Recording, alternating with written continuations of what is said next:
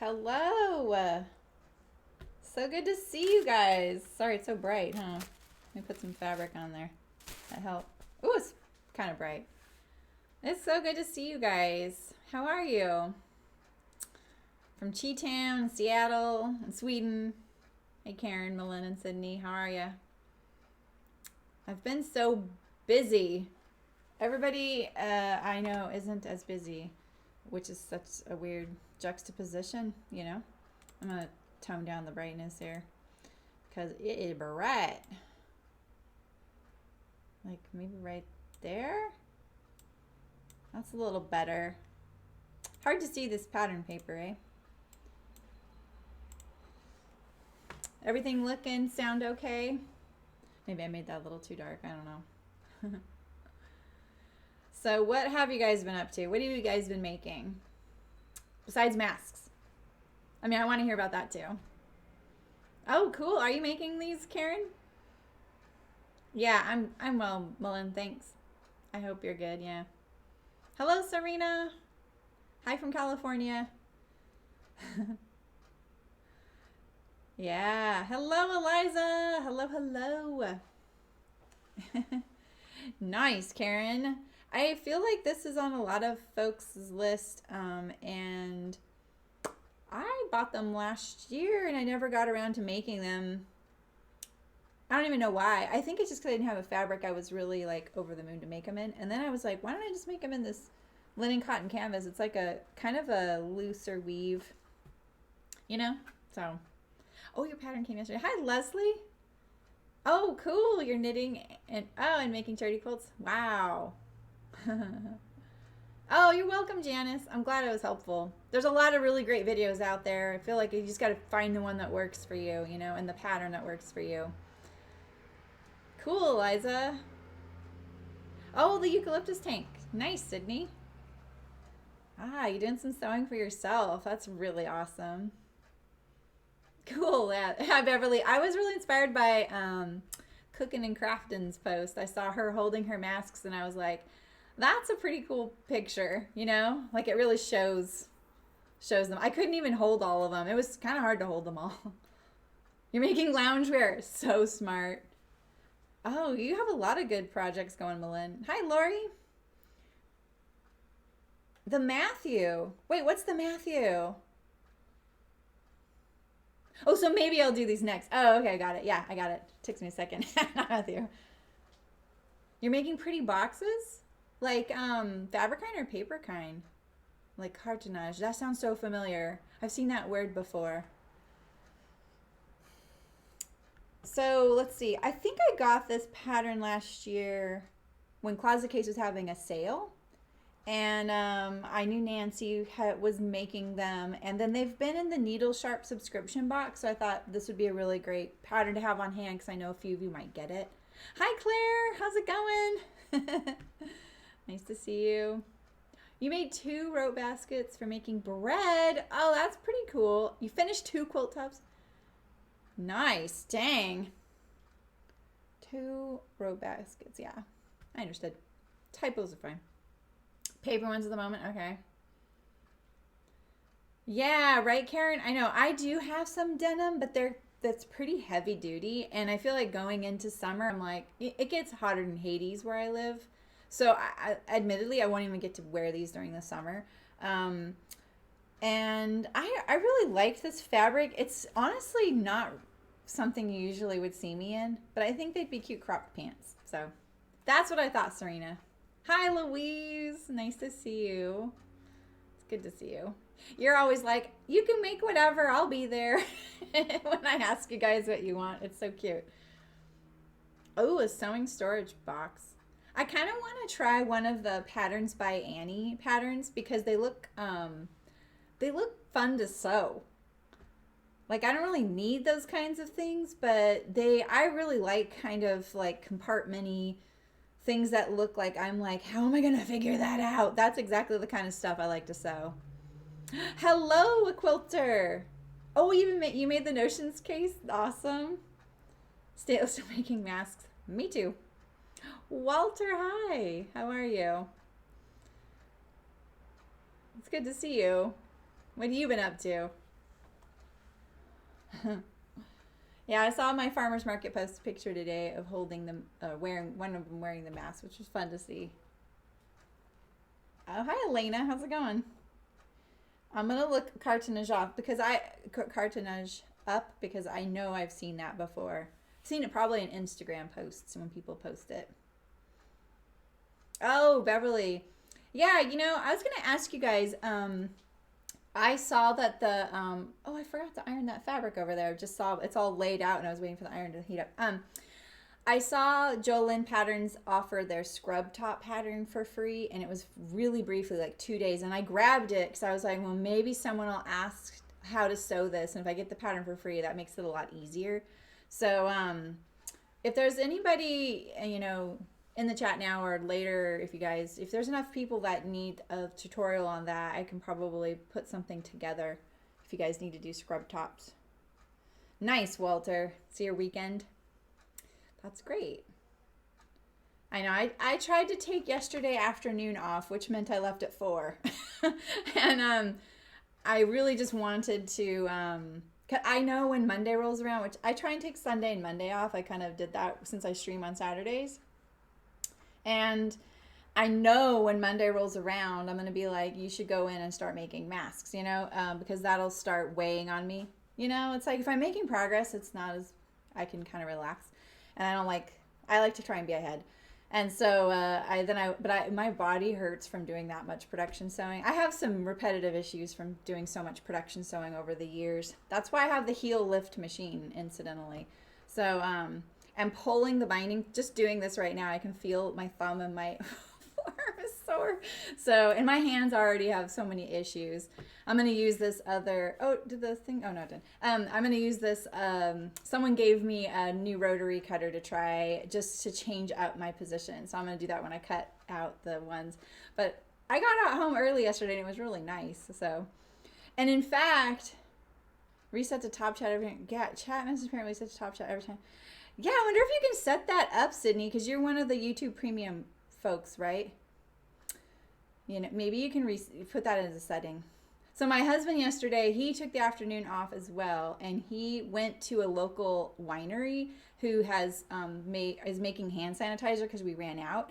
And he did that. He's like, they have like a full menu in a restaurant there. I've never been there. It's really nice. So it was like our first time having like takeout food like in a long time. And so he got home and then when he told me that, then we ordered. And they had cocktails to go, you guys. Cocktails to go, like a whole menu of cocktails to go. It's crazy. I was just so surprised by that. Oh, you just found out you're pregnant. Congratulations. You won't be mad if you have any maternity patterns in the future. You forget to, Eliza's ones. Okay.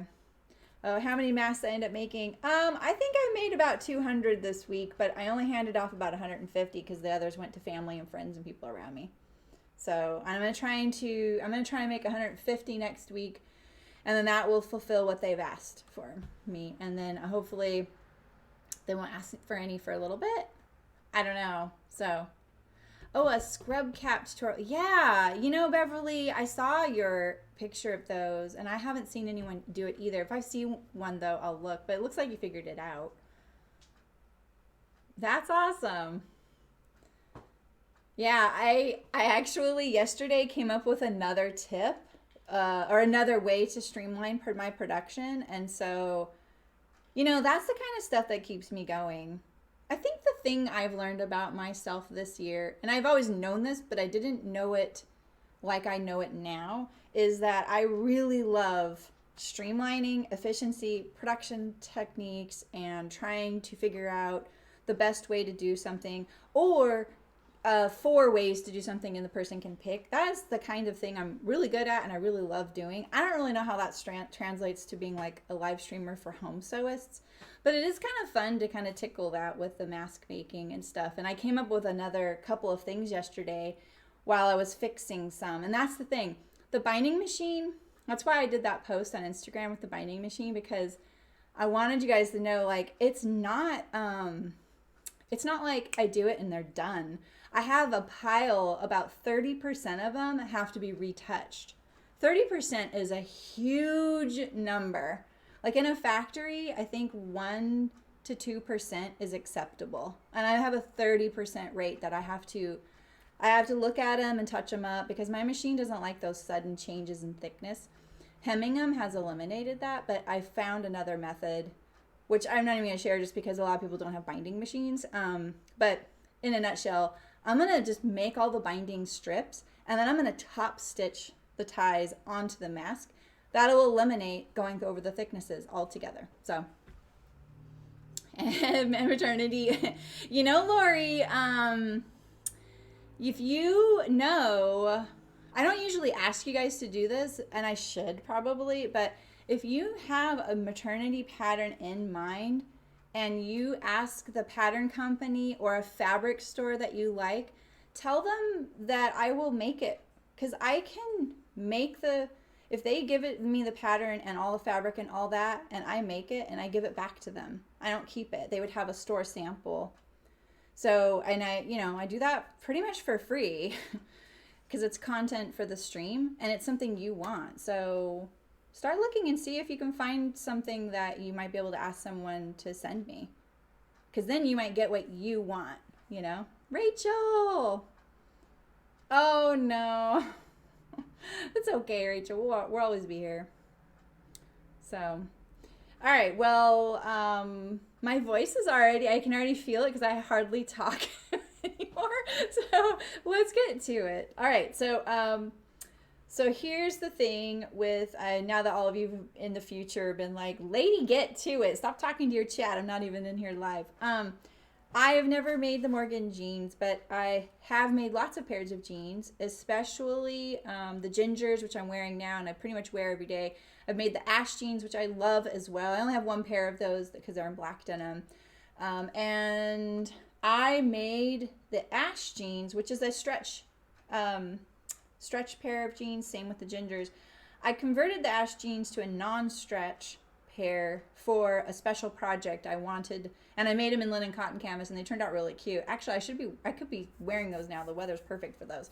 I made them for my high school reunion because they had jackrabbits on them in my school colors, so they're pretty fun.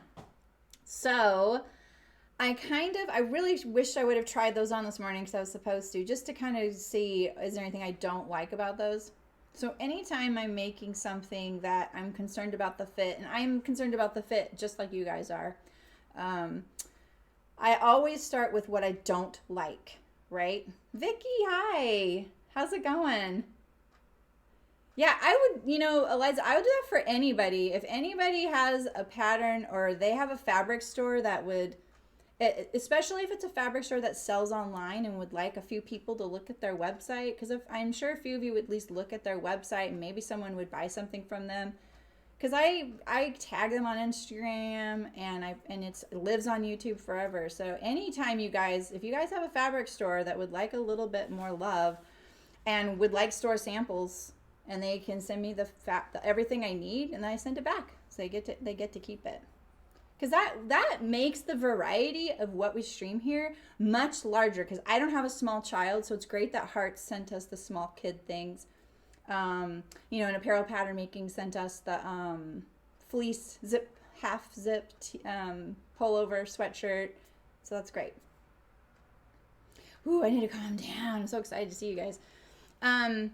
So that's what I started with. I also measured my front rise and my back rise on the pair I'm wearing, because even though these are stretch, at least I know that's where I would like them to finish.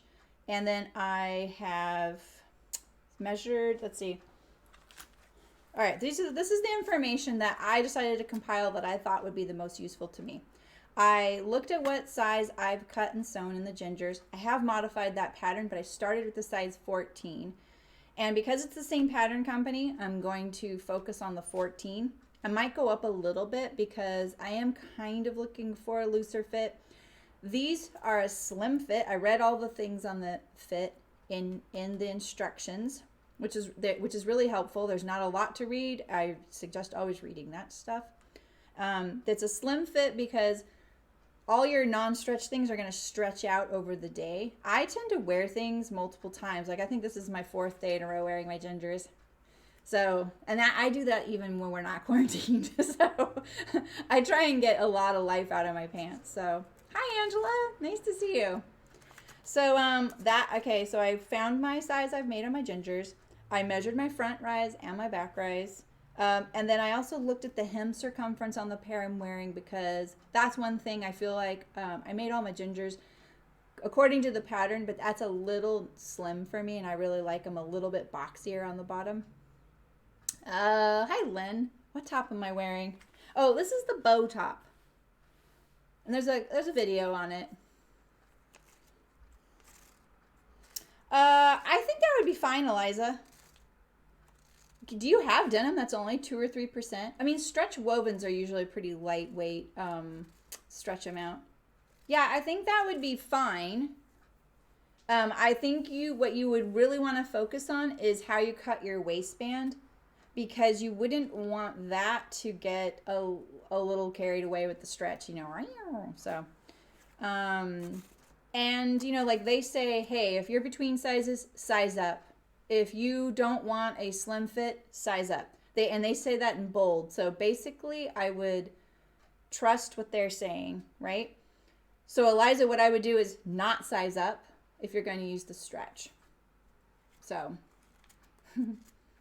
yeah, this bow top, I did modify it a lot, but it is a really easy sew, and it's comfortable. The bow usually is much boxier. Like, I think it comes out here. It's a little wingy now. Got these little, like, points. All right.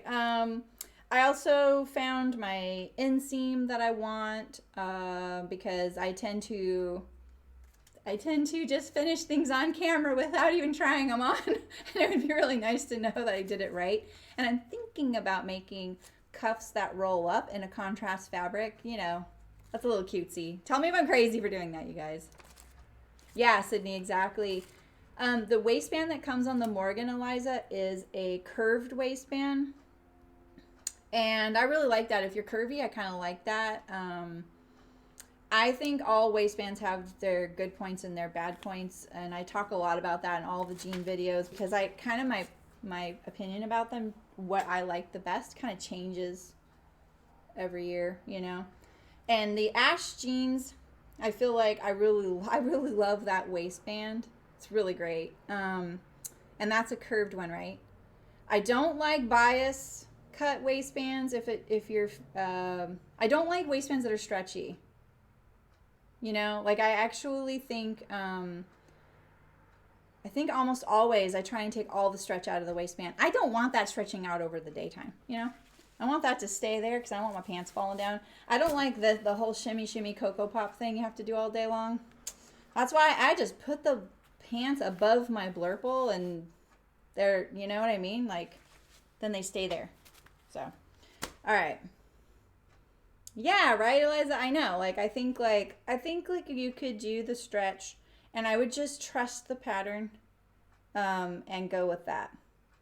So I think the pattern pieces I pulled out today to focus on for my fit that I'm going to check. You pull out the pocket because you kind of need it for this part right here to fill in your front. I pulled out the waistband just in case I make any changes and I need to adjust the waistband. And I pull out the back yoke. I always forget this pattern piece, and I end up treating the back waist like that's the waist, and it's not. There's a yoke. So. Yeah, right, Sydney? I don't need any belts with any of my gingers. Not always, Louise, but you might be right. You know, that could be something. You paid oh wait, what did you say, Malin? You interfaced the waist. You made a pair of Morgan's non-stretch, and the waistband stretched and flipped. Ooh, I just sewed tape on the inside. Yeah. Oh, you know, I'm trying to, you know what, you guys, I burned the inside of my arm on my iron, so I'm really sorry if you catch a glimpse of it. It's really ugly. I reached across my iron while it was heating up. All my yarn sits on a shelf behind my iron right now, and I don't know, don't do that, because I literally got so paranoid it was getting infected because I didn't realize how bad it was. I was like, oh, this is the last time I want to, last thing I want to do is go to like a doctor right now, you know? All right, so I pulled out a piece of paper because I think the only thing I'm going to do is probably lengthen the rise on these. And that's why I have this piece of paper. I sometimes will transfer my pattern pieces, especially jeans, to some manila paper so that they last a while. But this is my first time making them, so we're just going to kind of use this as a wearable muslin. So, you know, wearable muslin, I'm not a proponent of doing that, but I have made the saffron jeans, 4 pairs of gingers, the ash jeans twice. So I feel pretty comfortable kind of going forward with these and making them pretty darn accurate. Hi, Sarah. Oh, really, Sarah? Oh, that's such a tender spot. You guys, I had forgotten I'd done it. Like, I didn't forget it for, like, the first day because I had to take a shower and right after I'd done it. And, oh, boy, man, that was painful, just that heat of the water. And I forgot about it. Like, you know, you notice something hurting there occasionally. Your shirt touches it. And then I was sitting in my chair one night, and it really started hurting. It had blistered and like, you know, it wasn't blistered anymore. That's how I figured out. I was like, oh, shoot, this is way worse than I thought. I'm going to cut a little piece of this paper off. All right, so here I am. Look at me. I'm already forgetting I have a yoke. Don't forget the flippin' yoke. Don't be a Sarah-me. I always forget the yoke. All right, so my size is the 14. I almost sized up because what I did was I kind of looked at the woven pair of the non-stretch pair of ash jeans, that pattern. I kind of laid it on here before I started. And I was like, ooh, the front's much bigger, but the back was much smaller, so it kind of evens out. So I'm going to go with the 14, and I'm just going to lengthen the rise. So I know, Louise. I don't want to like encourage the boldness, but it does. I feel this is the thing, you guys. I think the thing that makes you a good sewist is knowing how to get out of a pickle. So, Sydney, you are not alone. There's someone. I think it's Christy that did that on her first pair of jeans, and they're totally in a bad timeout corner still. Oh, what's the seam allowance on these? I forgot. 1/2 inch, right? Closet Kate's is 1/2 inch. If any of you have bought one of my patterns, you're gonna get sick of seeing the seam allowance written on it because I write it on every step. Oh, 5/8. Good thing I checked. You know what's really funny, Sarah? When I was my daughter's age, when I was in high school and I would iron my clothes, you guys are going to be like, just like total SMH when I tell you this story because I'm kind of a dope. I'm just kind of reckless. I will just tell you guys, I'm just kind of a reckless person. I'm kind of my husband is the picture of calm and poise. And I feel like I'm just this walking hurricane half the time. Like, it's a miracle he's still alive because I trip on things. I'll trip on something that'll hit him. I drop glasses. I mean, I am just like a wreck walking around. And when I was younger and I would iron, I would sit on the floor of my bedroom, straddled, so my legs were like this, and I would iron right there. And I kept I'd swipe the inside of my like calf or my thigh with the iron. I had burns there forever. And I finally got to an ironing board, you know, but yeah. Hey, you know, other people, you know, when they're growing up, jump off roofs thinking they can fly. I never did that. I wasn't dumb. I'm just reckless. All right, so I'm going to look for, let's just do our little trick. Don't I have that? Where's that purple highlighter we use?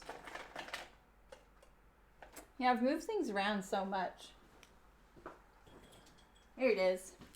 I don't know where I got this thing, but it's been kind of handy. I'm going to put all my, let's just draw. Right?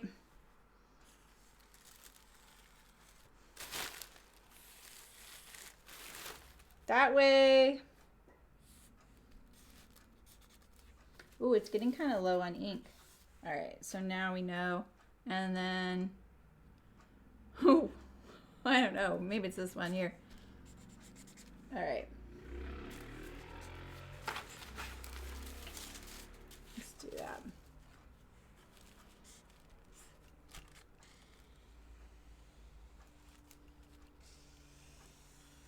There we go. That helps, right?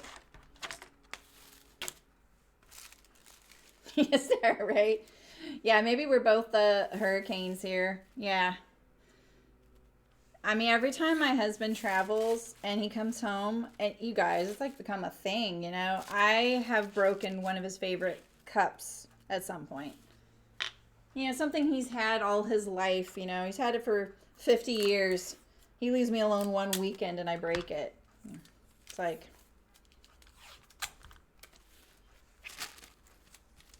all right, so that is now, so what I did was I drew a 1 1/4 inch parallel line to this cut line because that is the seam allowance that I need to overlap because it's 5/8 and 5/8. Does that make sense? So I just doubled it, so. Karen, you know, I think this pocket doesn't have a stay, but we could do that. Are you interested? I am. I actually came up with one once that was a single layer that anchored into the fly. What pair of pants was that on, you guys? Sarah, really? Oh gosh. That sounds dangerous. All right, so I want to lengthen and my rise. I need to focus here. Wait a minute. I want to probably do that right here, actually. I just kind of put this like that. So let's measure it. Besides, I was just trusting my pattern. So my back rise being 17 1/4 is kind of my goal. So I'm going to measure on the seam line here. Yeah, this is definitely going to need some adding. So right now the back rise is 13 1/4 and I measured this to the waistband seam. Pattern drafters do either. It doesn't matter as long as you're consistent throughout your pattern. So I'm going to measure mine to the waistband seam, not the top of the waistband. And that's what I want. So I actually need quite a bit. So if I put my 5/8 inch seam, do this on the, and I want 17, it's like all the way here. Whew, 3 inches. That sounds like a lot. That sounds like kind of a lot. This says they're mid-rise, but maybe they're a little lower than that. The gingers were all pretty low on me. All right, so we're gonna tape this on here. I use regular tape on my patterns, but this right here is a removable tape. That's why I was able to tape those two pattern pieces together. Probably should have mentioned that. Don't use real tape.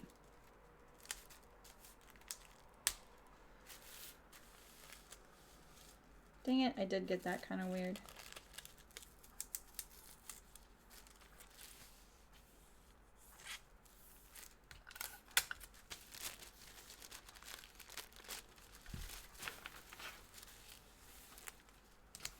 Okay.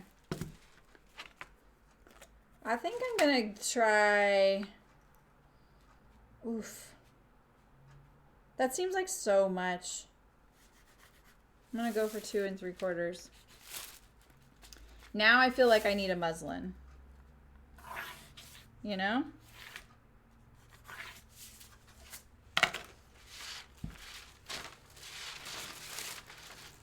All right, so let's see if we can line this back up.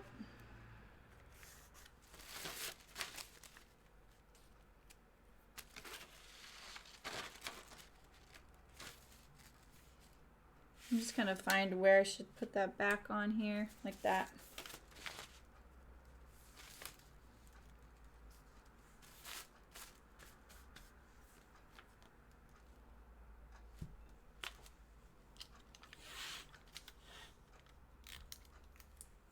So the pocket stays, I just used removable tape. A pocket stay is usually just something that keeps your pocket from folding back on itself, but you can use it as like a tummy panel as well. And the ginger jeans have that, and it works nice. It is kind of nice to just have that all kind of anchored and not have your pocket like ending, you know, right here. You know? I think is it mid-rise? Doesn't really say. Let's see. So the fitting notes I got, here's a good view of these jeans. I didn't even show you guys. It's right here on page 2. And there's some notes right here and here in -2 font. That's how I feel these days. That's what I was kind of using as my guide. These jeans fit on the slim side since non-stretch denim stretches considerably with wear. But I don't see... I mean, there's a rise measurement here, but it doesn't tell you. It's weird because it says 10 inches, but that probably includes the waistband, and that is definitely the front rise. They don't even tell you that that's the front rise, but it is the front rise. It's not your total rise. The waist finishes 4 inches more than your waist measurement because it sits lower as well. So that's good to note. Don't look at that and go, oh, that looks like it's going to be big, you know? Ah, thanks, Karen. I didn't see that. So mid-rise. Yeah, exactly, Eliza. Mine does too. Mine actually always need a little bit more. Why? What did you say the rise measurements are? Wait, cinnamon rolls. Did I miss some comments up there? Because we're talking about cinnamon rolls, you know. Yeah. Oh, hi, Jill. You're doing everything backwards. So did your Morgans last week, and so your math now. That's funny. It always happens, right? You're like, wait, I already made that. Why my rise needed to be. Yeah, but that's what these are. But see, these come up. And here's my belly button. My natural waist is, it's getting higher and higher. And Vicky, like, where would you say, like, if it fit you mid-rise, where do they fit, like, in relation to your belly button? Oh, yeah, exactly. I know, Karen. I actually looked for that. I'm going to measure it anyway. I always do. So they say it measures 10. Let's see. It's this one, right?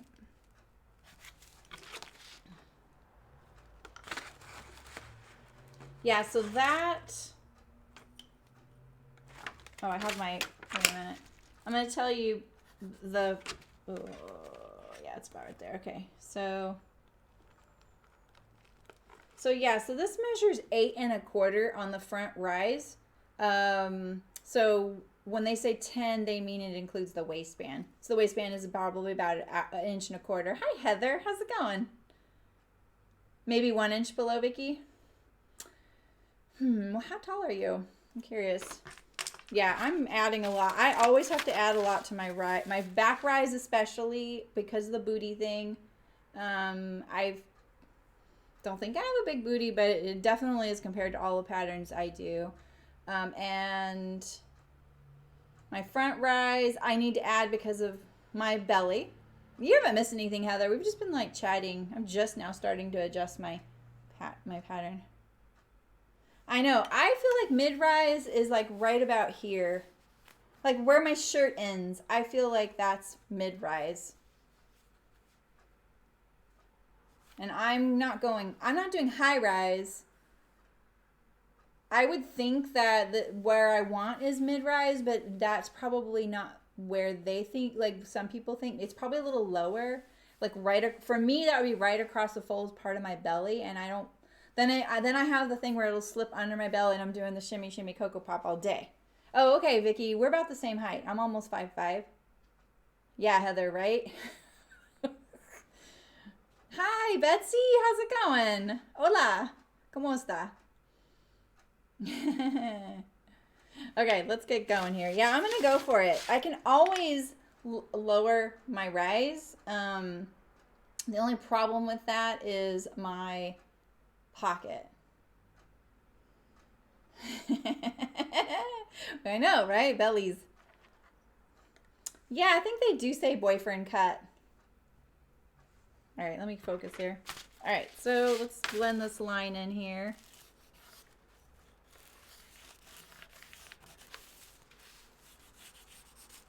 Like that. Like that. I'm adding quite a bit. Look at that. That's 2 3/4.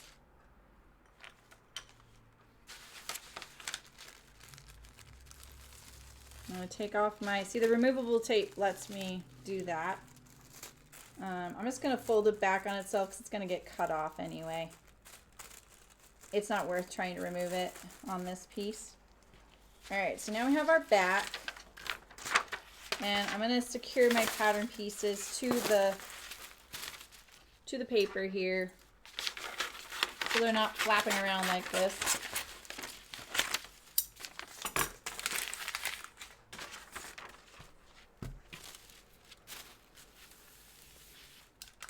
I love that someone had commented on my poll, anything frivolous, like they wanted something kind of fun. Maybe that was one of you guys. And I was like, ooh, I'm not really known for doing like so frosting type of stuff. But I think I'm going to make that Kalispell dress in that hedgehog print fabric. So that's pretty frosting-ish for me, right? To the crotch what? Sorry, I missed. There's always a delay with the YouTube videos, so sometimes I miss what you guys are saying. All right, I love closet case, but you guys, do you see what I'm about to say? Why do I have a back left back and I have a front right front? You lower your rise more, yeah. See, I need to lay these like this. That's the side seam. That's all I'll say. It's just my own little thing. All right, so lengthen and shorten here. Yeah, I mean, I guess you would want your button fly band to be more, huh?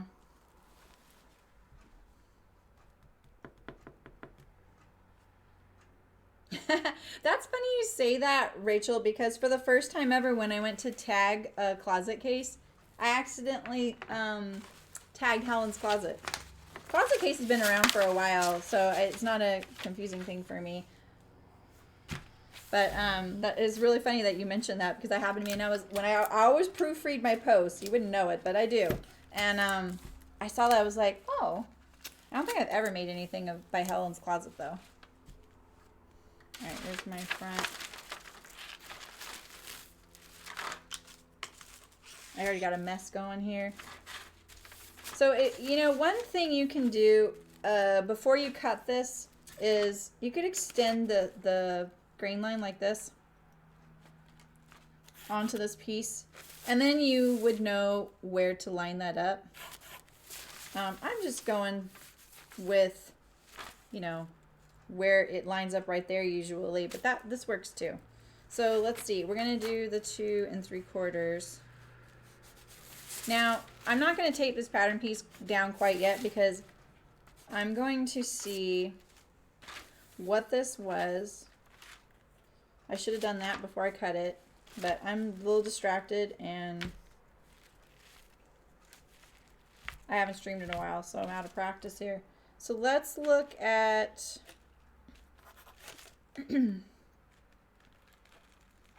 this measurement. Oh, I did have that measurement. I had 8 1/4, and I'm looking for 10 1/2. So I don't really need quite the jump. And so what I need to do though is make sure my side seams are the same. So maybe I really didn't need to add all of this on the side seam here. I just needed to add it, kind of blend it in. So let's see. I think I will definitely add my full amount for the front rise since it's not so different than what, I only need to add 2 1/4. So it's only about a 1/2 inch different at the side seam. So I think for now I'll just cant it at an angle like this.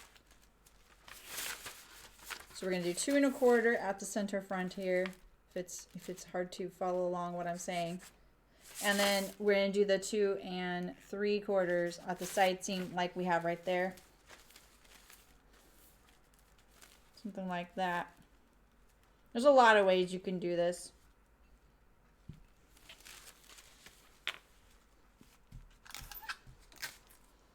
I was talking to someone recently who is industry trained as well. And I was so relieved that she said something like, yeah, all the home sew adjustments for sizing are a little bit foreign to me. And I was like, I'm so glad to hear someone else say that. They're kind of foreign to me too. And I feel like it makes it look like I don't know what I'm doing, but it's just not something you learn. You don't learn really personal custom adjustments, and they're not talked about much. They're not talked about at all. So I realized, oh yeah, I gotta remember, that's not what I'm trained in, The home sewing world really blew up in the last few years. All right, so now we have our adjusted rise.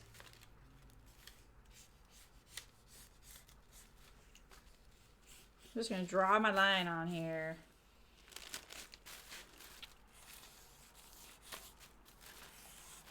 There we go.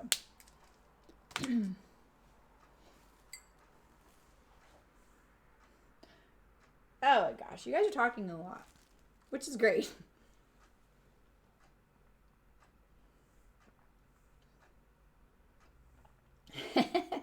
Yeah, camel toe, exactly. Yeah, I don't have that issue for sure. Dogwood apron. Oh, cool. I know they are really different companies. Oh, that's cool. Oh yeah, the York Pinafore's cute. The Suki robe. That's right. I saw that, Melon. That's really cool.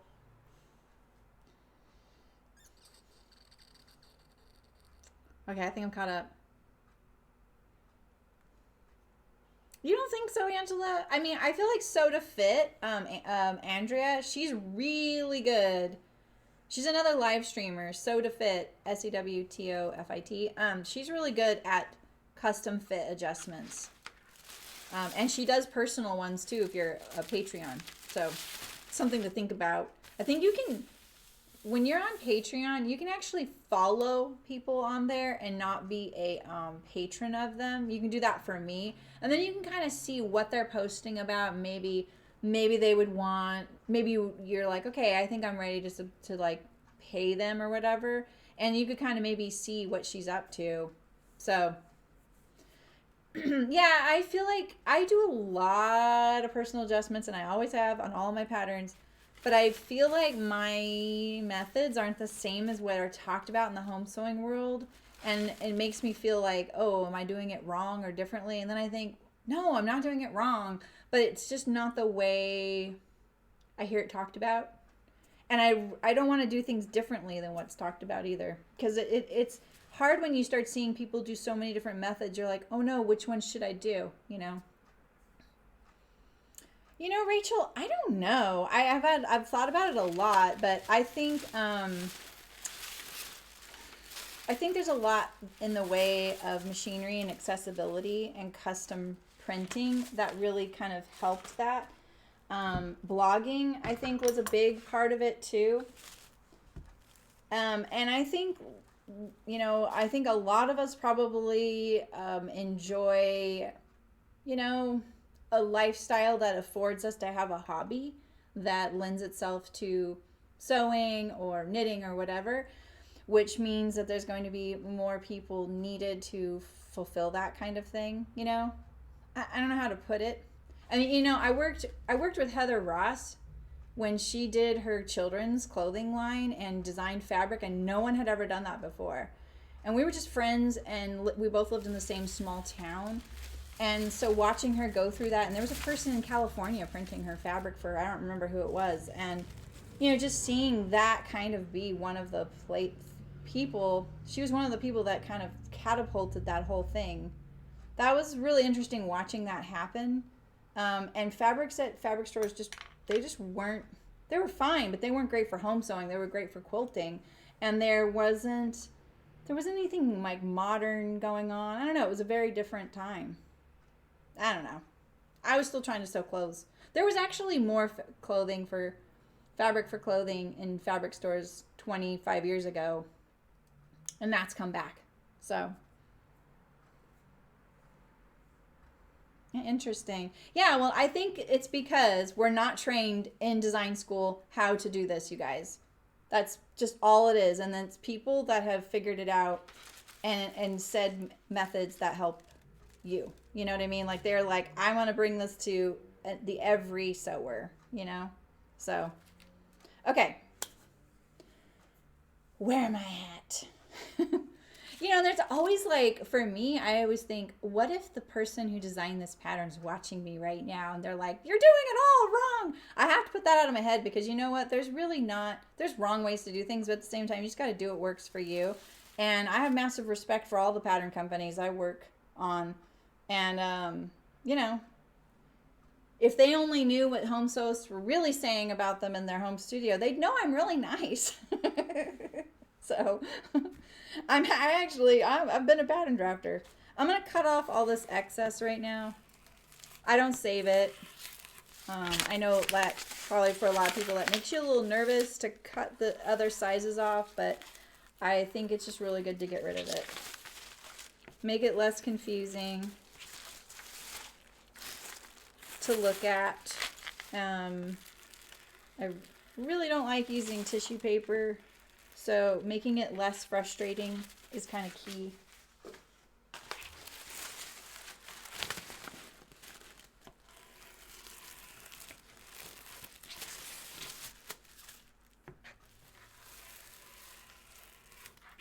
And if you're grading between sizes, you're going to do kind of like, what you see there. Just if you need a bigger waist than your hip, then you're just going to kind of gradually draw your line. Just remember that every seam you're drawing on, whatever that seam sews to, you're kind of taking that in consideration and you're adjusting that as well. Don't make all of your circumference adjustments to one piece unless you find that, I need it more for my belly, then great, do that. But then split it up between your front and your two fronts, right? Evenly distribute it. So yeah, Rachel, they're really great. Yeah, and all the blueprint classes, they were free through the 9th, Beverly told us. And but I think they have 2-week trials, you guys. Yeah, it used to be the cheap way. And then there was like a long time where it's not, All right, I'm cutting all this off. That's what I'm doing. I'm a little distracted. I'm really sorry that I'm not going a little faster. I'm also trying to decide, like, that's quite a big jump. Do I want to do a muslin? I actually don't like it when I start doubting my changes, because every time I do, I'm like, no, that was right. I know this about me. That's what I like, right? That's the thing, is like, I think not only does home sewing teach you to pay attention to your body, it also, like, we're all at varying stages of how comfortable we are with where our body's at, right?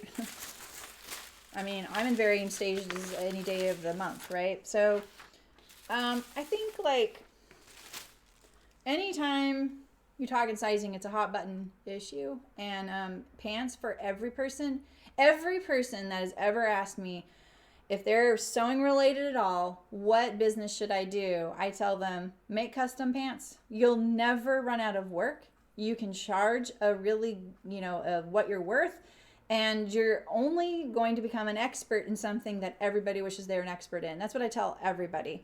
or alterations, and I'll send all the work your way you want. And people always like, eek, but it's the same thing. You would get good at it. You know, you would get better and better and better at it. I was following a denim wear company that makes custom jeans, and I kind of stopped because I actually didn't think they fit them very well. And I didn't really want to start getting what I'm thinking is good fit clouded by that. But you know your body, and like that's why I'm saying this right now mainly for my own benefit. The fact that I need to add that much, I already dialed it back a little bit because I'm like, oh, that's so much. You guys know I'll probably have to add it back. This is how, I mean, I can hold this up to me right now, right? Line it up with my pants and see. That's it. I mean, that's where they are. That's my rise. Kind of hard because the fly's there. Right? So why should I doubt, you know?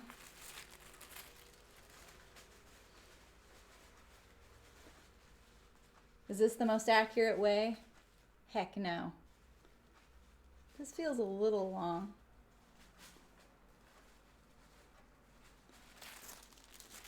So let's leave that. Good thing we dialed it back, right? All right, so now we have this, we have our yoke, which I didn't change. We have only added to the rise. So now one of the big things I need to say is because I just pulled this up higher, this puts this waist seam on. This is the back yoke, by the way, and this is the center back. It puts this waist seam now. I just raised it up, right?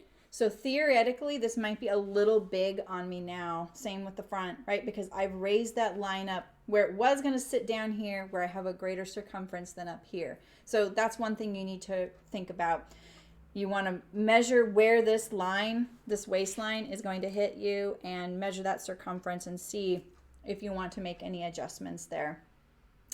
I think what I'm going to do is probably... Let's see, what am I gonna do? I don't mind my waist being a tiny bit, I don't want it to be too tight. But I also know that I don't want it to get stretched out. I'm trying to think like, how far could I get in the sewing and trust it, right? So I could sew these together. The problem with making your pants too big and then taking them in on the fly is you can't really take too much in on the side seam without taking it apart and maybe taking most of it off the back, because you have hand pockets right here, right? So you can't just sew up your pants up to your waist and then put the waistband on last and then adjust the fit, like take it off the side seams, because you need your hand opening to be the same. So you really can't. So the one thing you could do is not cut out this curve right here.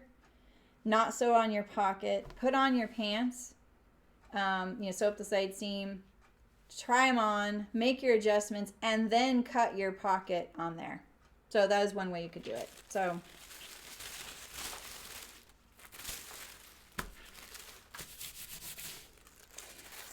something physical isn't created sometime. It's hard to feel like you're being productive. Oh, yeah.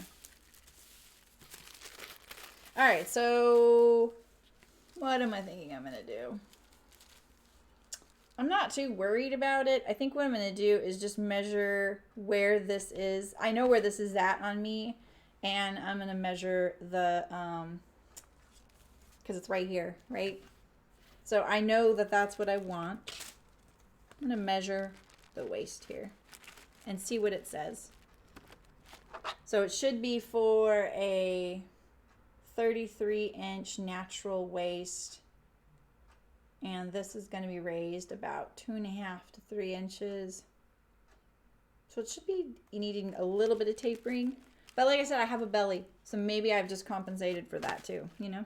All right, so this is 9 3/4 on the seam line without the seam allowances. It's always tricky to measure your front because of the pocket. Anyone see my pocket around here? I have it folded in half. Where is it? Here it is. Okay. So you want to fold your pocket in half, and then this is the missing spot right here of your front. And then you see right here, they mark the center front here. So you find your size, which is this one for me. And that's your center front. You don't need to take seam allowance off that or anything.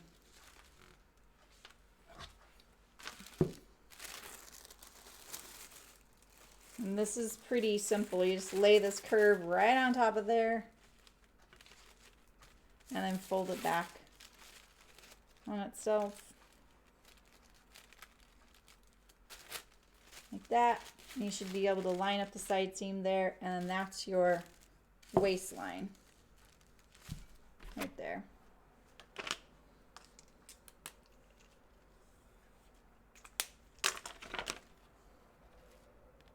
Go all the way to the center front, just like that. All right, so then this one is 8 3/8, and that one was 9 3/4, so that's 17, 18 and 1/8, so 36 1/4. So yeah, I think I can definitely lower this or taper it a little bit. Oh, maybe not.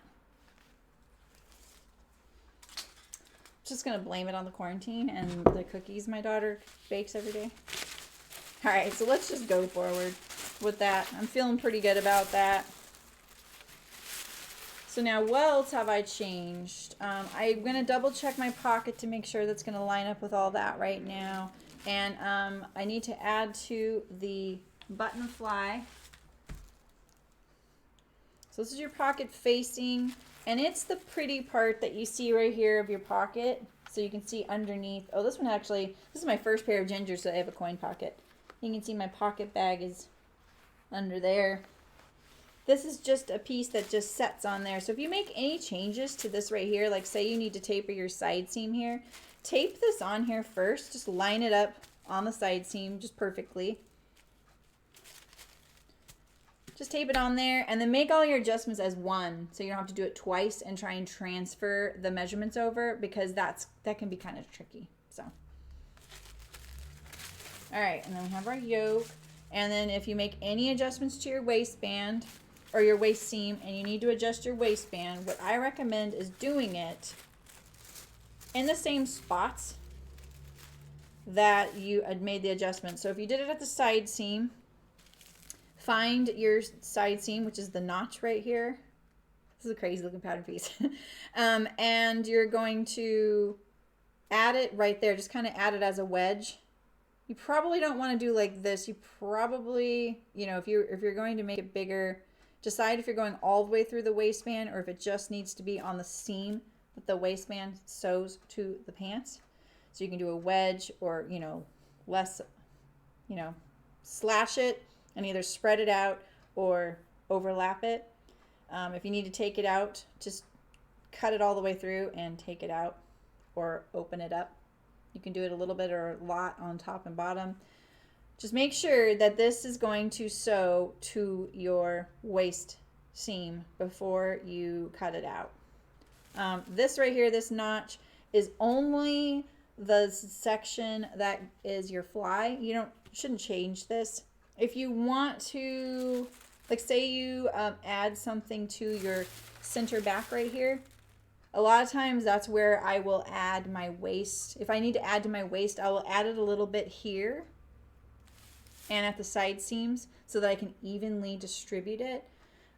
If you're going to add, like, say you're like, the hip on the 12 is great, but I need the waist of the 18, and you're going to kind of make that kind of a 3 or 4 size jump. You want to evenly distribute that amount. And remember, you have lots of seams to do it. You have one here at the back and you have your 2 side seams. So theoretically, you have 1, 2, 3 with 3, and then double that. So you have 6 places to do it. You divide that measurement up by 6, and then you're going to add it to each of those spots. Does that make sense? So, you don't have to put in an inch and a half, if you need it to be 3 inches bigger, don't put an inch and a half right here and an inch and a half right there. I would divide it up a little bit more. Add a little bit here, add more of it to the side seam, and remember that's all getting cut twice and sewn twice. So you have a few places to kind of distribute it. And then if you need to add it to the center back here, just remember to add it straight out because this is a cut on fold piece. Make sure you get that right angle back here and here so that you don't get a point on your fold, right? And then you're set. What else? All the other little pieces probably going to stay the same except the fact that I lengthened my rise. I'm going to add to my button fly. It's kind of be a long button fly, I think, you know? But you don't. So the rule of thumb is you need a 7-inch opening in order to get your pants over your hips. So 7 to 9 inches, I should say. Let's see what this is. This is, yeah, so this is like 8.5 inches right now. Before it was 6.5 inches plus your waistband. So, and theoretically that was about 7.5 inches. So now I made it bigger. So I probably could just raise this up so that it's not all the way down there. I actually don't know. I haven't made these in a while. Like I haven't made like a, you guys still there? Oh my God, you guys went really quiet. I'm all of a sudden like, oh, wait a minute. I haven't heard you guys in a bit. I try and keep it so I can see my video still moving up there. All right. There's so many great experts on making jeans too, you guys. I'm trying to see if there's like a little thing in here about if you test the fit. Yeah. I'm trying to decide. I don't really want my button fly to go down into my crotch. You know what I mean? I don't like that.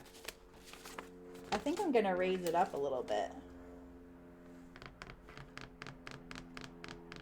Let's see. I have that lengthen and shorten line right there. Ooh. Ooh. Dilemma.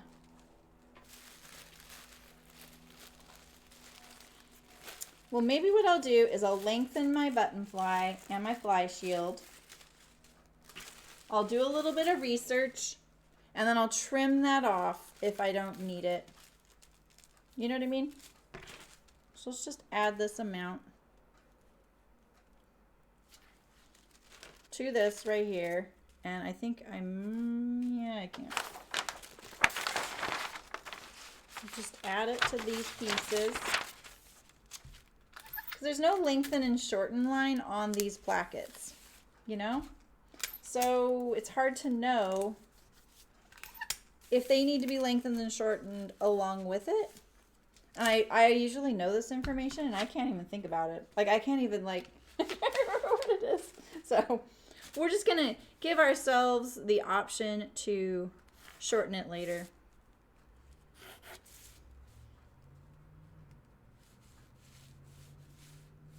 Size 14. Here we go.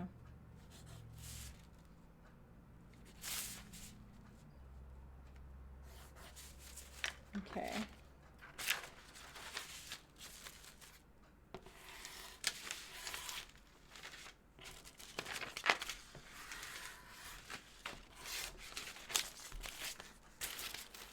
And then I cut, so you get a button fly placket for, they did them in pairs, you see that? So that you don't have this really confusing mass of buttonhole markings. And so you just need to find the one that works for you. And I wasn't sure if I was a 12 or a 14, so I cut out both. But I'm the 14, so we'll just cut the 12 off. I'm not going to need it. And we will lengthen this one as well. I think I'm just going to tape it at the top.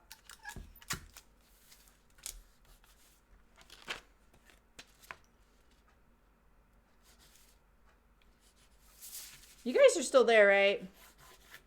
Don't make me paranoid that the stream crashed. We haven't had any like technical difficulties lately. It's been so great.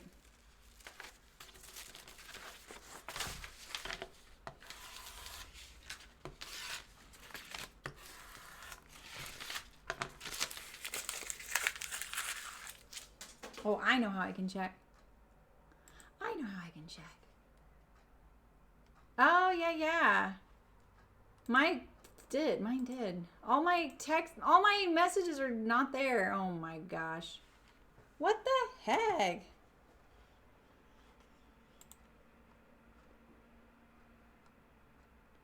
Oh boy. Oh my gosh. I'm so far behind. I'm sorry, guys. Why did mine crash? Just watching, just my chat did. Oh boy. You guys are talking about a crotch model. That's a pants form, by the way. Oh, I don't think I can catch up on all this. Okay. Hey, I found where I lost you.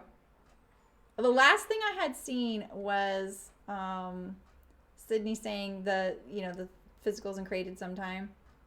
That was a long time ago. So don't chat right now so I can get caught up. Yep. Yeah, Heather, I want you to pay attention to your body. Do I ever draft patterns using actual clothing that you own? Because there are a lot of pants that look great. Yeah, absolutely. I did that. I've done that a lot, Angela. I don't anymore, but I haven't. If you look at the website, I think you'll find a couple of streams on how to copy a garment. If you can't find it, let me know, and I'll try and narrow it down. Trousers do like to cause doubt. That's awesome, Eliza. You're living more holistically. I'm a pretty simple person. Oh, the genius class on Blueprint, Heather? Okay, great. He calls them rub-offs? Oh, that's interesting. Okay. That's a really weird term for that. High-waisted pants. They're not high-waisted. That's my mid-rise. Yeah, exactly, Rachel. A recipe thing. Yeah, Heather, you can totally, yeah. So this is the tool I use when I'm copying a pattern. It's a tracing wheel. Someone pointed out that you can buy these at Wawak, W-A-W-A-K. It's super sharp. It's not the kind you're going to get at Joann Fabrics. My daughter was just having fun with this yesterday, perforating things. So it makes these little holes.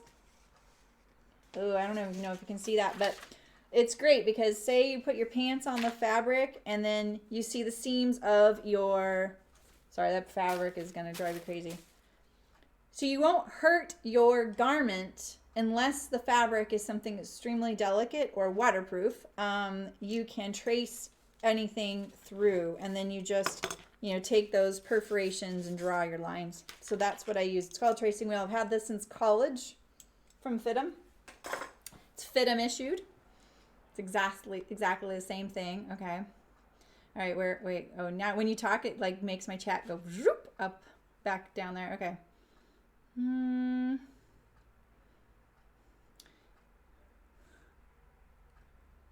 Oh, Betsy married a guy who likes to cook and bake. My husband does the cooking too. I'm a baker, but he's the cook. It's great. He's been making a ton of ethnic food lately. Yeah, Sydney. I think that they're working on a pants of the Beatrice eventually. They know the value of that. They're just not going to put it out until it can be probably very reliable. Because getting the scan is probably really hard. Oh, you haven't been able to find yeast. Hi, Lou. How's it going? I know, it was an early stream for you.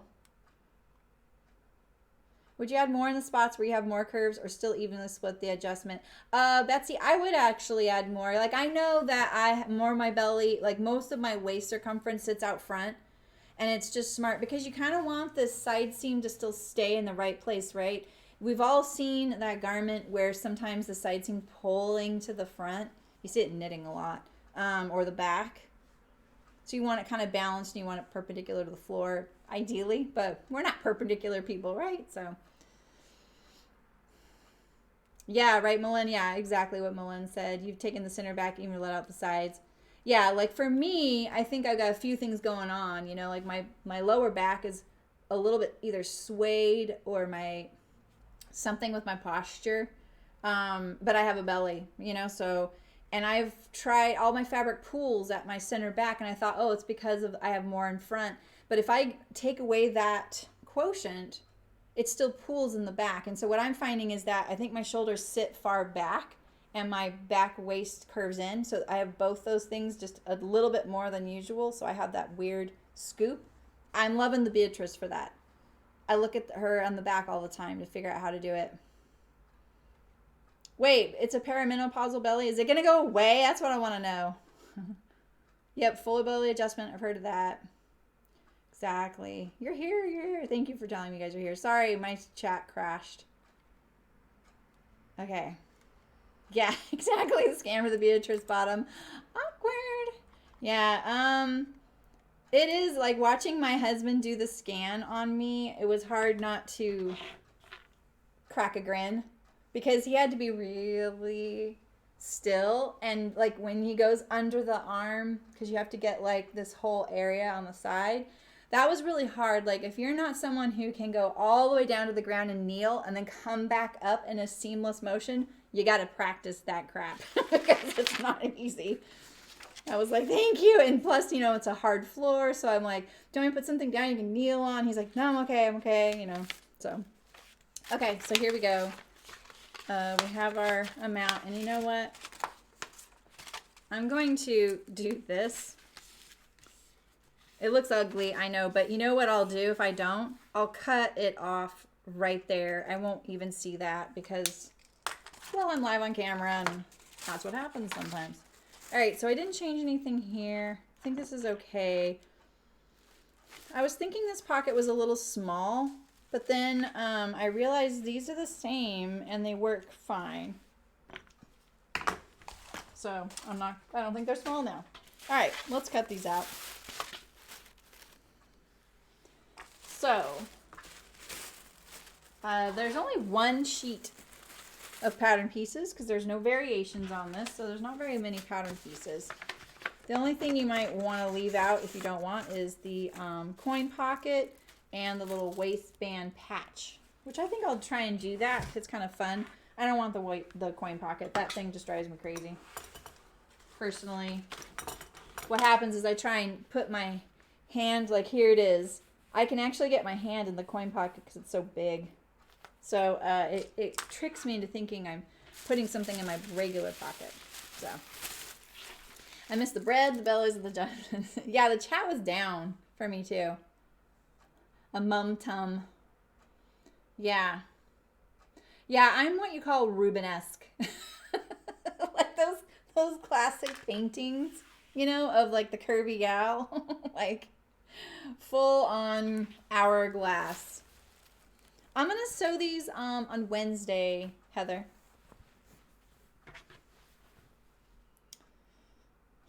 The S curve. I've heard of that. I'm trying to think of what that is, though. You know, I didn't even check if I have enough fabric. Oh, I do want to check the inseam length. Sorry. Let me check that. Now that I'm a little worried about fabric. So my inseam for a crop would be like 25 and a half. And then I'm hoping to add a cuff. So let's see. Am I gonna make it? So it's 18. I need another 7 and a half. So right about there would need to be finished.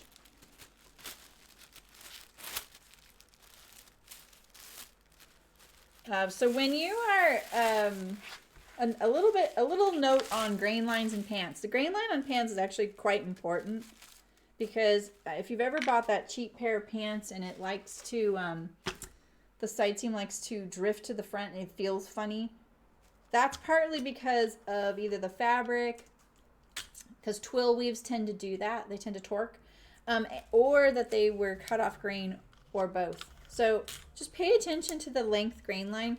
Just know that this grain line is perpendicular to your hem. So if you're ever drafting pants, I say this because this happened to me a lot. I'd be drafting pants and I'd get in kind of that frenzy of doing like draft after draft, and I would start getting sloppy and I would forget to transfer my grain line. You cannot just plunk a grain line on there. You need it perpendicular to your hem. So if your grain line is perpendicular to hem and it's going off like this, you might want to just check things. It should be kind of, you know, going down the center of your pants. Not down the center, but you should have a, you know, grain line fully on all your pant, you know? That makes sense?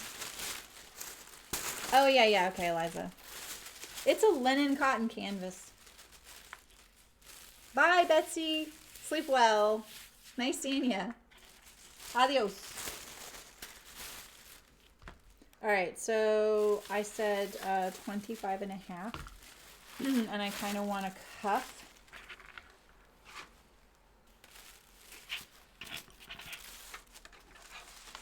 I kind of want to make sure I get this accurately measured, so I'm going to double check this. I really like it when my pant sews together on the outer seam and the inseam, and I can trust that I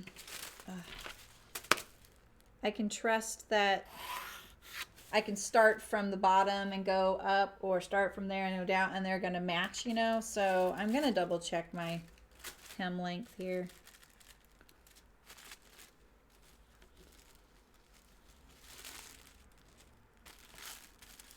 Okay, let's do that. I'm probably going to add this on the pattern, on the fabric. Okay, so there we go. So now let's double check it. Let's check it on the inseam. Since on the outseam I have to pull the pocket. Do so. So another thing to note, look at this. This is a really, because we're doing this, you can see, look at that. You see this notch right here? This is a notch, by the way. They don't use T-notches, so it's really hard to tell. But it's not just a bold line kind of highlighting your lengthen and shorten line here. No, this is actually a notch right here. And do you see that how much different it is from here to there? You ease that between, so you're gonna actually sew from the bottom up usually. And no, you're not. You're actually gonna start like this. Wait, why doesn't that match? I'm kind of gonna be, wait a minute. It should be a little bit more. Wait a minute, let's double check that. My point is, from here to here, you need to ease between your two notches. All right, but these should match. Mine don't, and that's why I'm double checking things. So that would be the better way to check the inseam. Let's see here. Let's do it from the front. I'm going to explain that better. I'm just trying to think for a second. So between this like knee notch right here, from this knee notch through the rise and back down to this knee notch over here on your other inseam, it's a different length. The front is a little bit longer than the back, and you ease that in. And it's not hard because of the natural bias that happens a little bit right here with this little curve here. And if you're doing stretch, it's not hard, but it is something that you need to do, and that is partly to keep your pants also from not torquing. So there is something, I actually don't know a whole lot about this difference. We wouldn't have, you know, yeah, I don't really know what I'm gonna say about that. That I know for sure is accurate. So I'll just leave it there. Just make sure you don't forget to mark this notch, because I always do, because it doesn't look like one on here. So now I can tell, because I was measuring from my back first, and these are eased, I forgot about that. I kind of need to readjust my hem length here. So I'm going to go by the front, I think, because the back is going to, oh no, I'm going to go by the back. I'm gonna go by the back 'cause it's the shorter one. So let's lengthen this.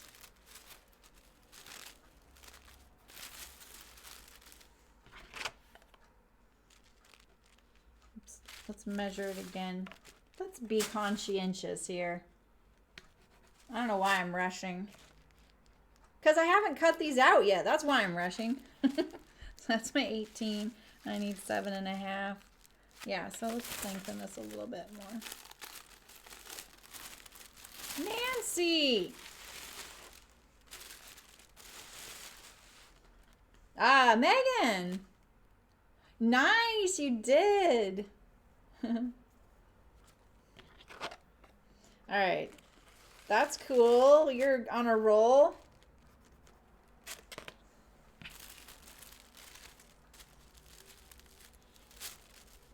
You haven't even missed us cutting this out yet. I'm still doing my pattern adjustments here.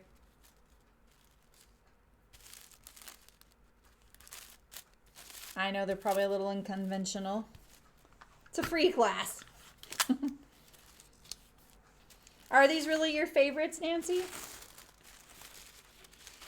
I mentioned you at the beginning because I knew you had made these.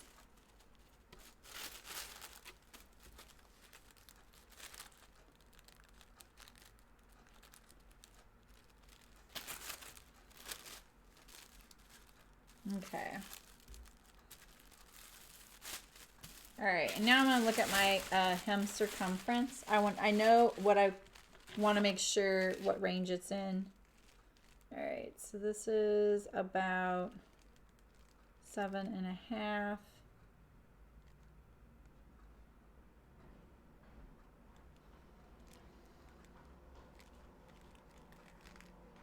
Oh, perfect. I wanted them to be in the 15-inch circumference range. All right. So I'm thinking about doing a cuff that rolls up. So they would have to be a little bit longer than that. What am I thinking? Oh, I'm so sorry, Nancy. I'm sorry you're stressed. Yeah, I feel ya. I feel ya. Let's lay this on here real quick. You know, when I get that way, Nancy, I like to make a list. I kind of just need to break everything down step by step, no matter what it is. Even if it's like, you know, get mail, check email, all those things, you know, and then like when you can kind of like tick those off, for me, that kind of soothes me a little bit, and I can just focus on that, you know. Yeah, I'm really sorry, guys. I need to draft my cuffs. I don't know why I just did that. My bad, because I'm so distracted. Don't I have a piece of paper here? Thought I did.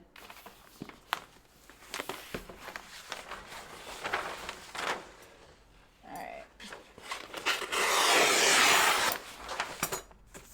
Using my precious plotter paper.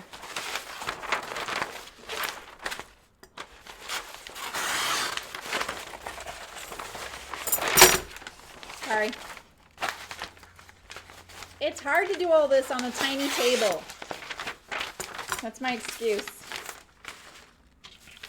With the tissue paper pieces. Ugh. Okay, so I think I want to cuff it kind of like that. So I need to add 1 3/4 back down. So let's just mark it on here so we know. And then I'm going to add my seam allowance as well. 1 3/4. I'm just going to add a 1/2 inch seam allowance.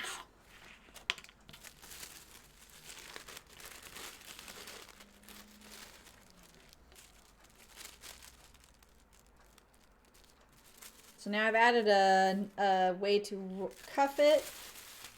And I'm going to make sure this is straight down here so that it will cuff and not get cinched a little bit. Oh, exactly.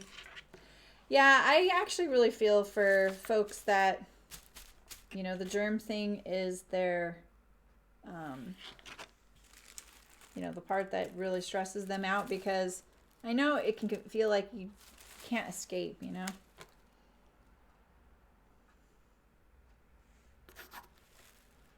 You are not the only one I know that feels that way. I have a friend whose partner pretty severely like frustrated by that feeling, and she said, you know, I feel so bad. Like for me and my anxieties, I can cry and I feel better, but he doesn't. That's not how he deals with it. You know, he can't cry and feel better. Like, yeah. I could see that. All right, so what I'm talking about, I kind of want, because I know that this is going to cuff about this much right here. I don't know if you can see this, but this is, say I cuffed it right there, right? This right here, this piece of paper should at least go to where this line is right here. Can you see that? So in other words, my cuff looks like, my pants look like this, right? But my cuff is going like this. But I need my cuff to go like this, you know?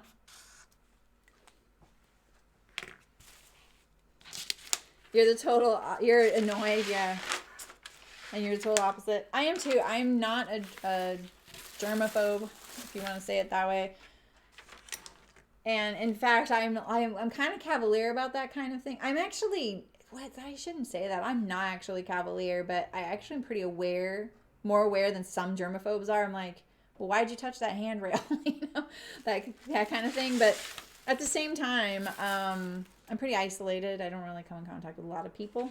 And I definitely am aware always when someone's around me what they're touching that I'm going to touch. But I've always been kind of aware of that because I worked, you know where it came from? I worked on a farm, and there ended up being this scare that the people who worked down at the farm who came up to the kitchen were going to give them something. Maybe it was, I don't think it was E. coli then, but I think they were worried about that. And so they did this whole like hand washing thing. They put hand washing stations everywhere. And it started making me really think, well, what about this? What about this? Like all the chinks in their armor. That's what kind of made me start thinking that way. Oh boy, okay, here. So, all right, so we need this to be straight. And so we're going to tape this like this. No, I'm not going to use that tape. So I'm totally doing this on the fly. Sorry, I'm kind of jumping all everywhere. That's great. So did you make some adjustments to yours, Nancy, and you kept your notes? Maybe, yeah, I think it was salmon. I don't remember. But it was kind of funny because what they learned was it wasn't the farm crew that was the problem. So, because we were all like, what are you talking about? Like, it's not like we're handling poo. We wouldn't like that either. We were washing our hands constantly. But yeah, we would get the kind of the eyeball. You know, we were all like young adults. So young adults are often underestimated, which is really annoying to them. And you know, it's unfair to them. I always kind of have a soft spot for teens. So I always feel bad when adults do that to them. I'm like, that's why I don't like you. You know that, right? So I'm just going to put a perpendicular line here. So I just need to kind of taper this. Let's see if I can blend this in here.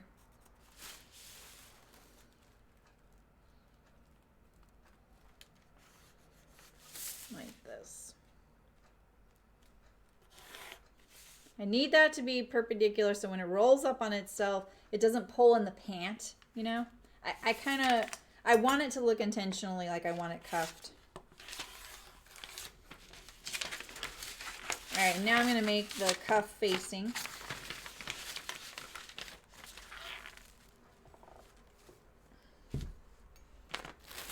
And I'm just going to cut it to make it because I'm doing the quick and dirty method.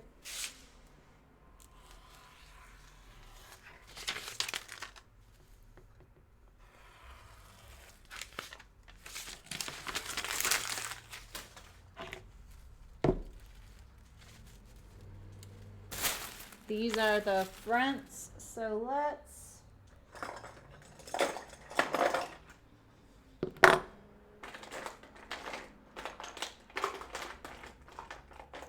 red pin. I don't have a red pin. So we're gonna notch these so that we know where they sit. Like that. And then we need to make sure that we make this wide enough. I'm gonna make a 5-inch wide facing for the inside of my pants so that when they're turned up, it's a contrast fabric. No, it's not. I kind of want to make cropped, cuffed ones, Nancy. You know?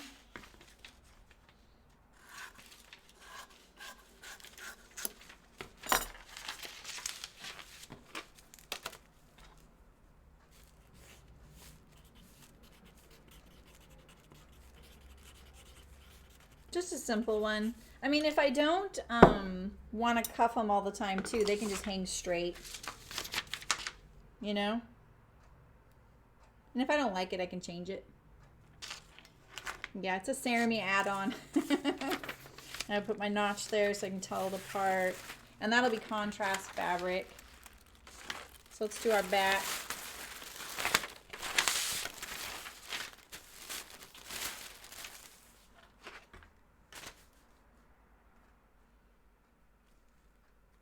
So is anyone doing anything for Easter? Happy Easter, Lou. I know it's Easter where you are.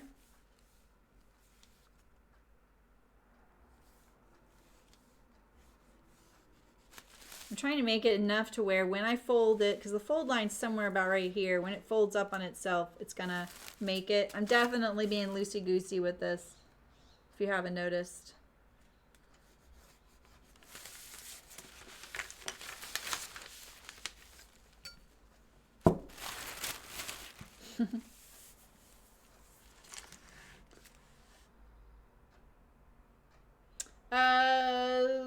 Well, is that all the... You copied it out, created what you think are the proper measurements, the pieces I think I need for a muslin, and pieces A to D, F to J. Well, I don't know my, I don't know the piece numbers off the top of my head. Ooh. Nice. My mom's making a ham, she said, and she said she invited us over. Wait. I don't think that piece is big enough. I need to do this down here. So we decided that we're going to go. I'm really excited. I haven't seen my parents during this whole thing. They live in town, you know. I got to see him yesterday on a Zoom call because it was my nephew's birthday. So that was kind of fun. It was nice to see him.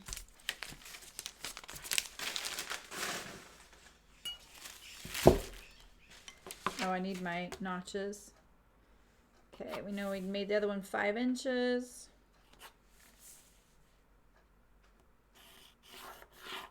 Ay, ay, ay, I'm just... What's that line there? That looks not straight.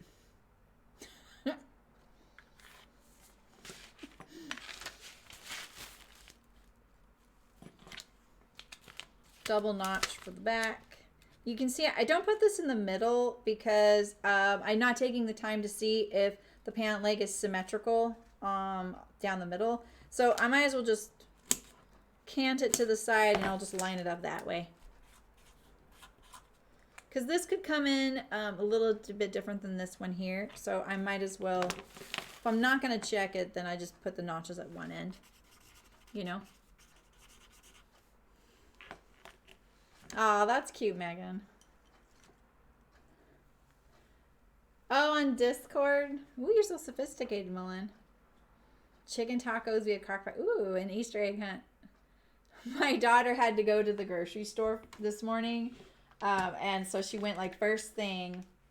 I was still kind of sleepy and I was like, I know this is really lame, but will you buy your Easter candy? Because I haven't gone, you know, like I haven't gone somewhere where there's Easter candy. I'm a little suspicious of that, but And she kind of laughed. She goes, "Yeah, I could do that. You know, like I've got other things for her Easter basket, but I never bought the candy for it. And I bought the other stuff a long time ago. And this way she got what she wanted. Okay, so this is contrast as well. All right, now let's cut this out. So let's see. You said A to D and F to J. So you just left E off. What's E? You're going to do a muslin, right? Yeah, you don't need that. This is I, H-I-J. Oh, yeah, that's there. Yeah, this is the coin pocket. Yeah, I think you're good. I think you got everything you need. F, A to D, E, F, and G. E, F. You don't have to do your back pockets, but it is good to kind of know where your placement is. Okay, I'm going to do contrast for this as well.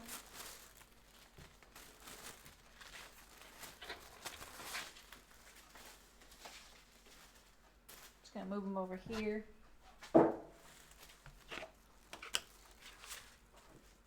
Time to make some room here.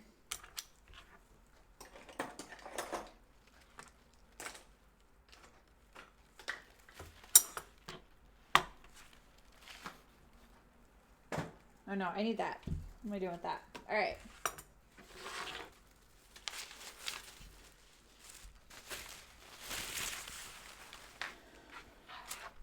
Oh, I'm sorry, Lou. Yeah. She lives in New Zealand, right, Lou?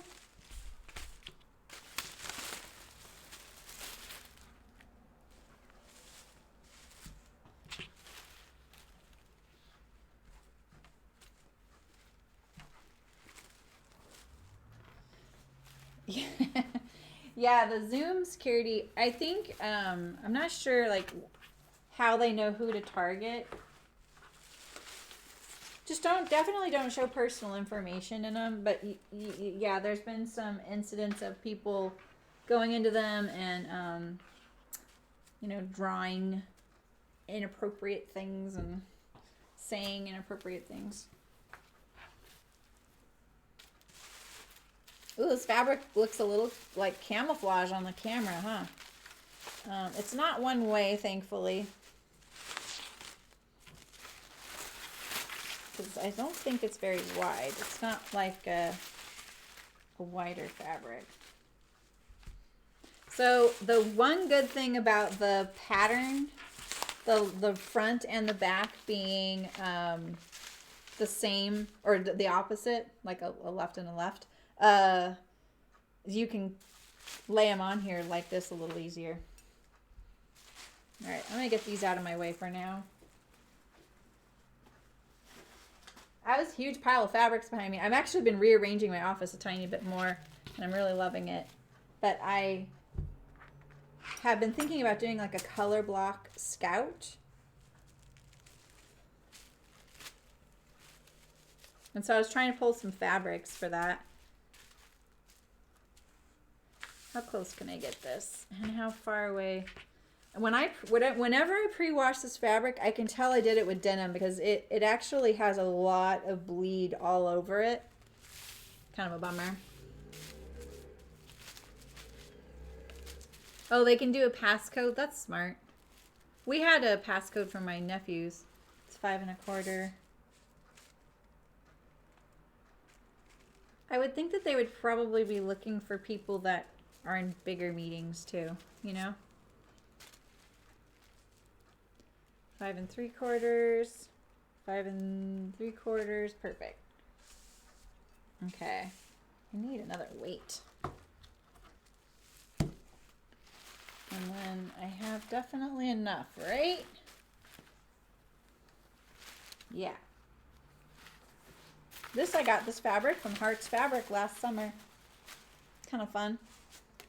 All right, I have enough, so I'm just gonna cut this piece out and get it out of the way. Then maybe I'll add my other some of my others right now. I haven't yet, Megan. Scout is for woven, Janice. That's kind of the beauty of that top. It's you know, because most people have wovens around and not knits.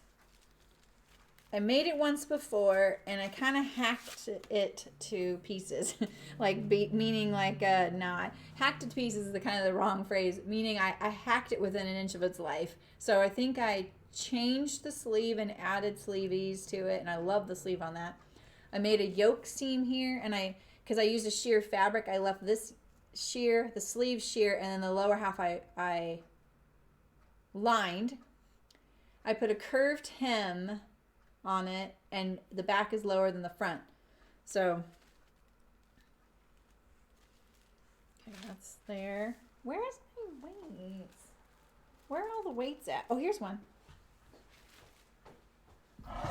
Oh, I know why. It's because of all the mask making. I'm cutting them on my big table. Coin pocket, no.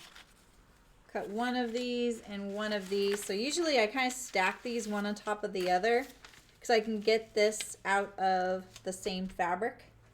That's the waistband. Here's the yoke, which I doubt will fit. Oh, this is actually this seam allowance or a grain line, so maybe I will. So that just leaves this pocket facing here, or I can do that there. I can actually get this on here though. Yeah, okay. I got a bunch of them.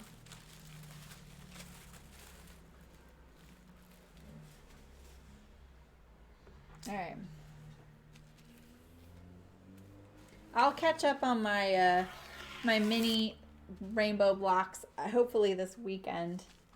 Now that I kind of made a better sewing space for myself at home. Because I was doing it on an old kitchen table. And man, my butt hurt afterward. And my back. I was like, okay, this is not ergonomic. So I brought my sewing machine cabinet home and set it up this last weekend. And then I sat there and I FaceTimed my friend. And that's all I did.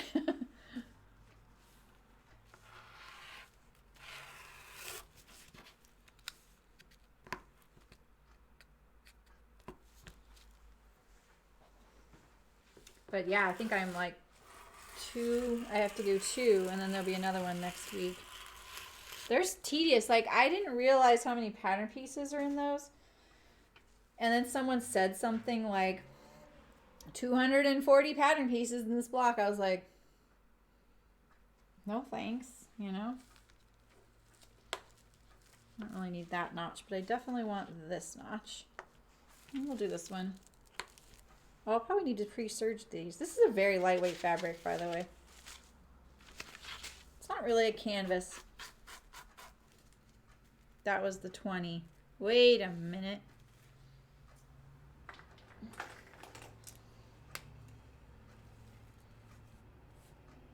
I did get my next block all ready to sew, though.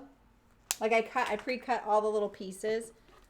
You kind of just make pieces bigger than the pattern piece. You don't really make the pattern piece because you cut it away. So I'm ready. It won't take me as long. It's so nice when you do that to yourself, right? Get yourself ready and you just can sit down and sew.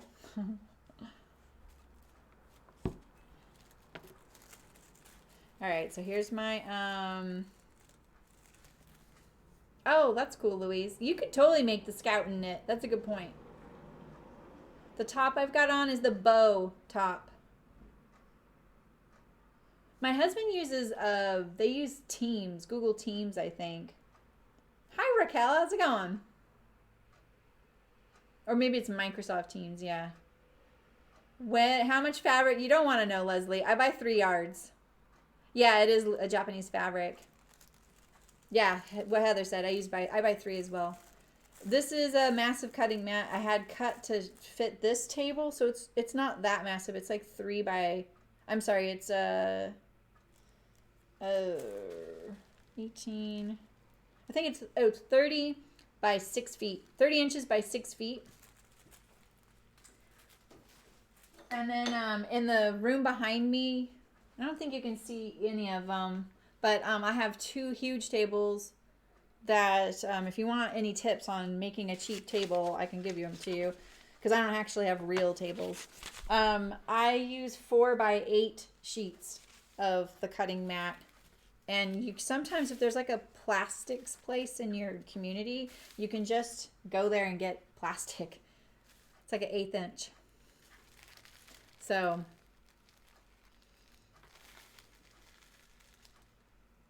same here, 3, but 5 you can make be a maxi dress. Yeah.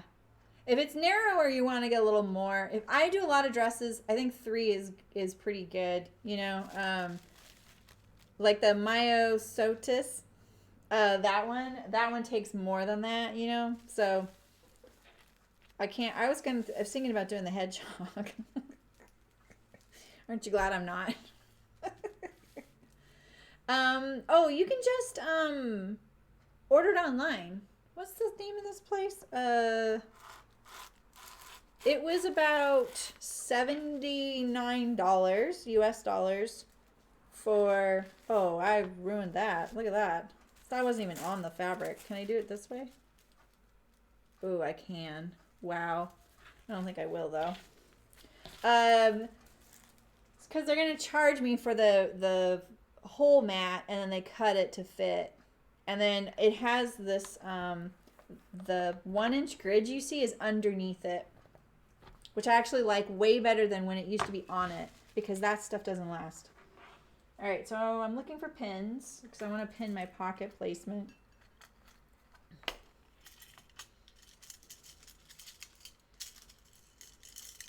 Yeah, exactly, Nancy.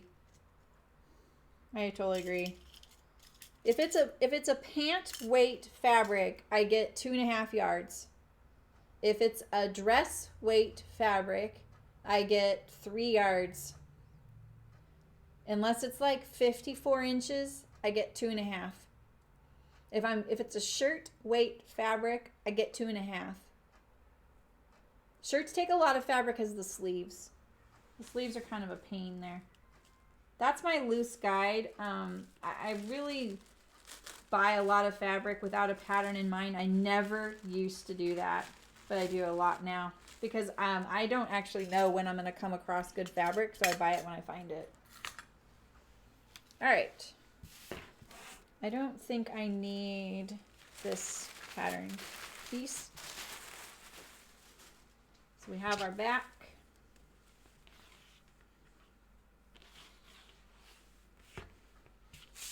We have our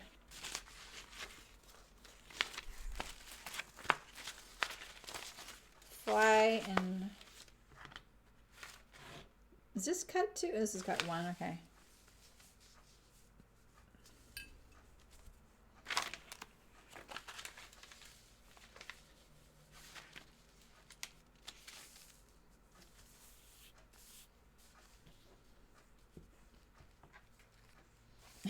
Sydney, just relax with us.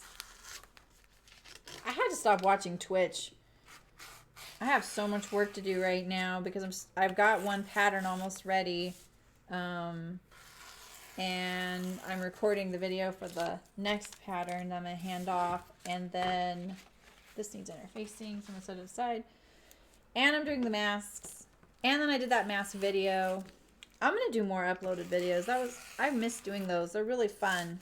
So I think one of the uploaded videos I'm gonna do is how to sew a collar stand on, because I can see people looking at like the Archer video for that, and then maybe also talk about how you can use the same method for sewing a waistband on. So that's another one. Setting in a sleeve, just like, you know, like having dedicated shorter videos for those types of things, so people don't have to suffer through me talking in a whole live stream and get to the point they want.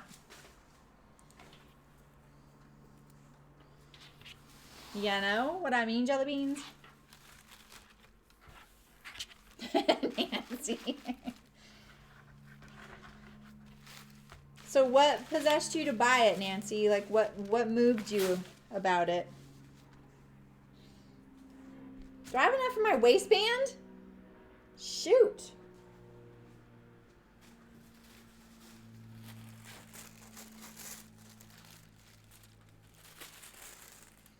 Oh boy.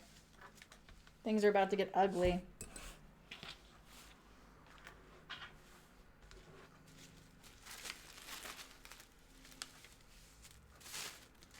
If that's there, which one's mine?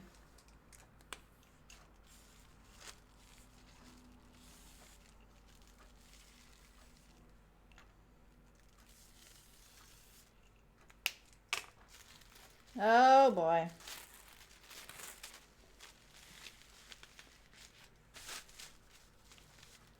Crap.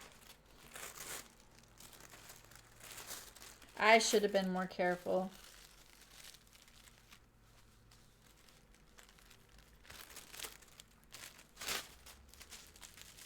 Ay caramba. All right, well. Yeah, you know, I think I'll probably face it in a different fabric. 4.5. Shoot. Okay, so that's 4 1/8. Okay, good. I can move this a little bit right there.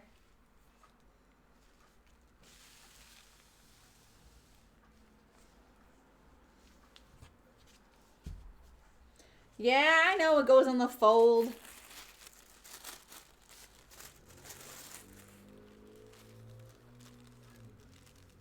And I can't get it to fit there. So I think it's going to have a seam in the back, which is fine. It'll just have a seam.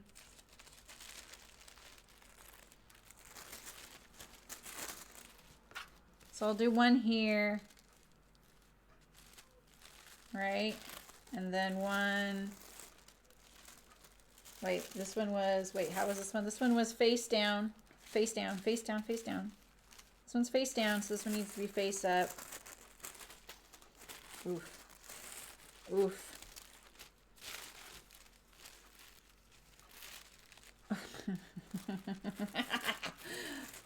Oh, actually, that's cut too. I'm fine. Okay.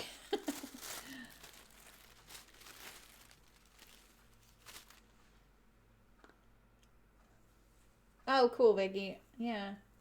Use the Archer shirt video for college all the time. Yeah, see, wouldn't it be nice to have a shorter one? Ah, cool. Yeah, if you guys have any suggestions for, like, the short videos, just tell me. I have a weird list. I should read it to you.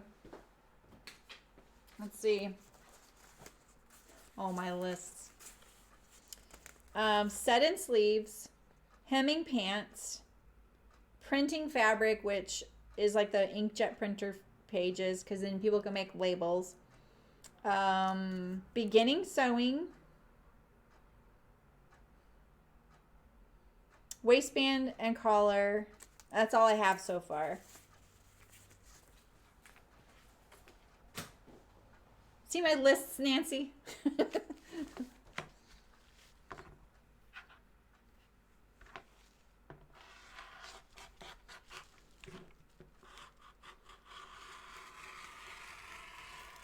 I'm not too disappointed that my waistband in the back will be on a seam, because I think it'll make it more stable, to be honest. You know? That's not actually a bad change. I would have sometimes just done that anyway.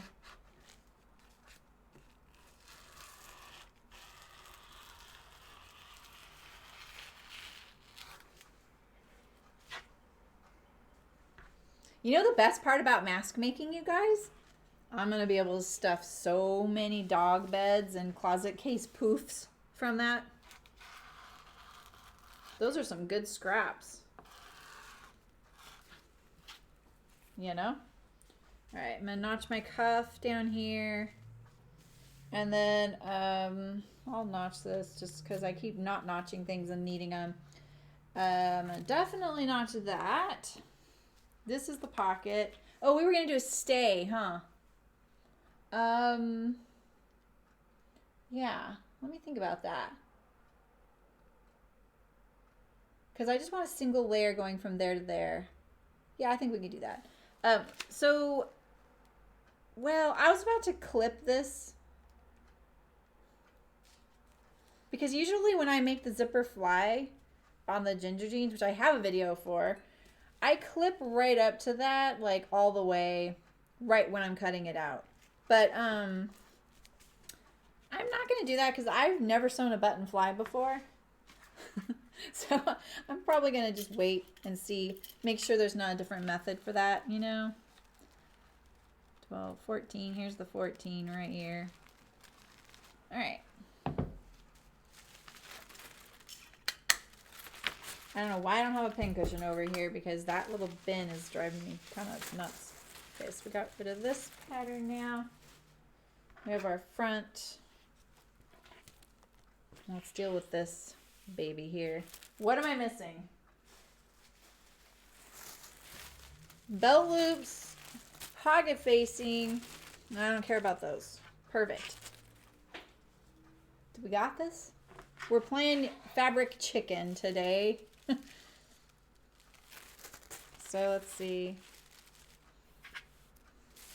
This will be on the cross grain and with a seam. But there we go. I might even be able to get both sides of my waistband in that. And then I'm going to cut the other pieces in the contrast. That's right. You hardly end up with any scraps from mask making, Sydney? Shoot, what am I doing wrong? The shirt yoke trick. Do you think that's a trick?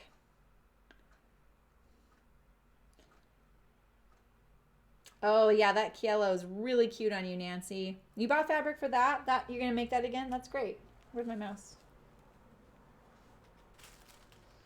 Where's my mouse? Oh, I didn't cut the yoke yet. Oh, my gosh.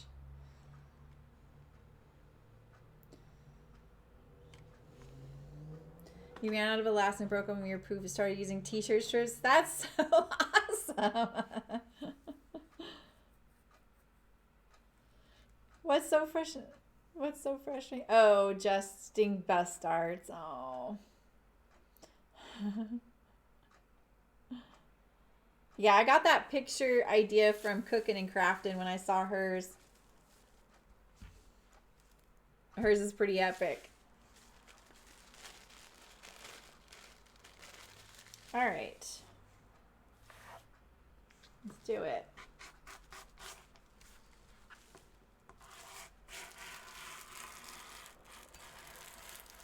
Seam allowance for that seam, that back seam there.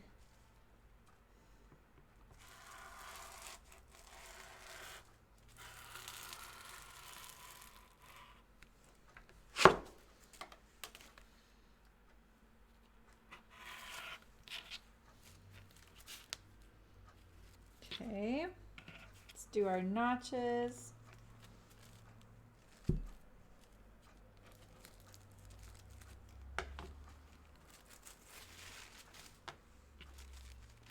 I need 2 more of this in lining fabric and in interfacing. I have some other fabrics, they're just not pre-washed.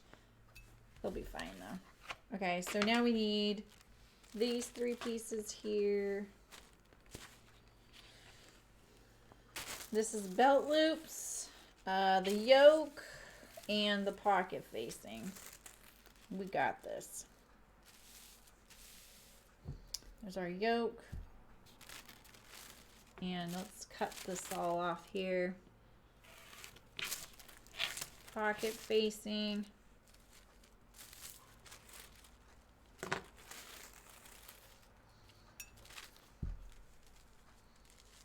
That's better there.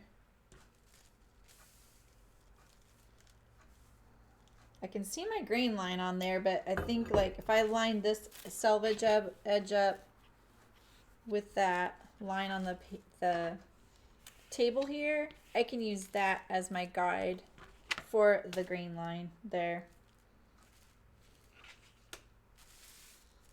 But I can really slide this down like that.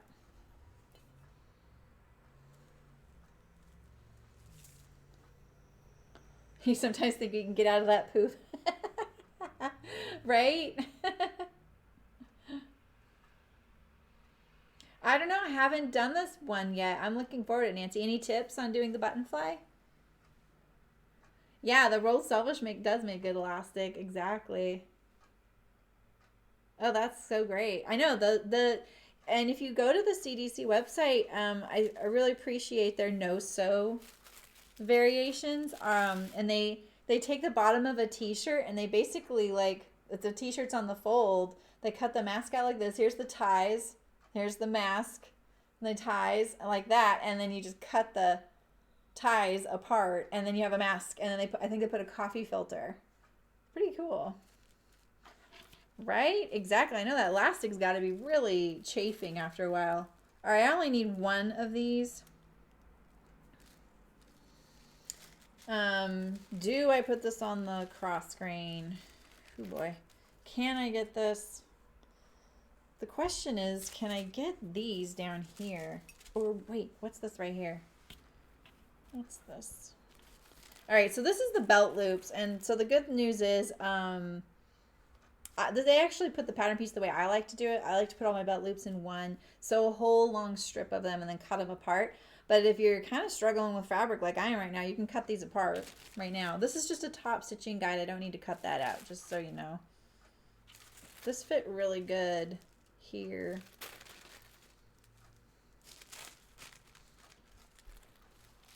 I can slide it up more, and maybe I can get my belt loop here. Well, I'll just cut it in half or like maybe a third and 2/3 and then get my belt loops that way. Yeah, that'll work. Okay.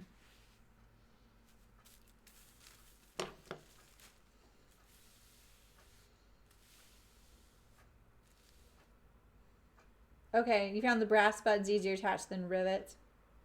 Yeah, the Morgans are button fly. Oh, wow. Interesting, Sydney. I heard one tragic story. My friend made another friend some masks with elastic. And then the friend who received them wanted to sterilize them and put them in the microwave. So don't do that with your elastic.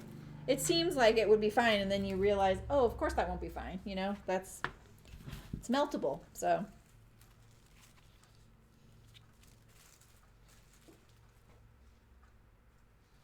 Right here. That's where that goes.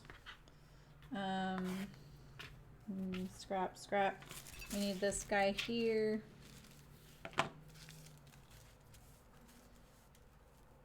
Yeah, I saw another gal's. Hers were serged across the top, and I was like, yeah, that's a good idea.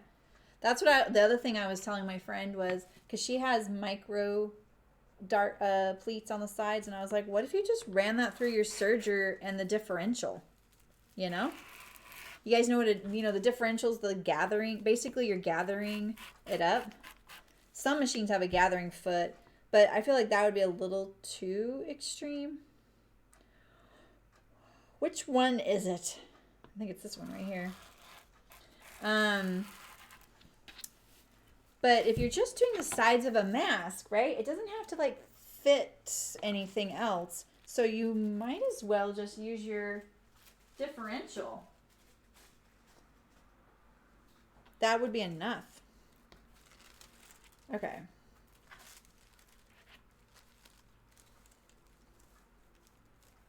Well, I can almost get that on there. We'll just cut a little bit more than we need. This is 1 1/4 inches wide, and it looks like we need 20 inches. So we'll just cut some on the grain. I can see the grain on this fabric. Can you see the ink from my whatever denim I washed this with though? You can really see it on the back. Look. I don't know if you can see it. Bye, Malin. Are you leaving? Night. Sleep well. See you Wednesday. Sorry it'll be so long. I only need one layer. So if I cut both these, this will be perfect. 1 1/4. You know, I honestly don't even need belt loops. I wouldn't wear this with a belt. All right, so we have our belt loops. Maybe I can show you guys how to make them. All right, what am I missing? So my belt loops. This precious piece of fabric. I'm just gonna save all that.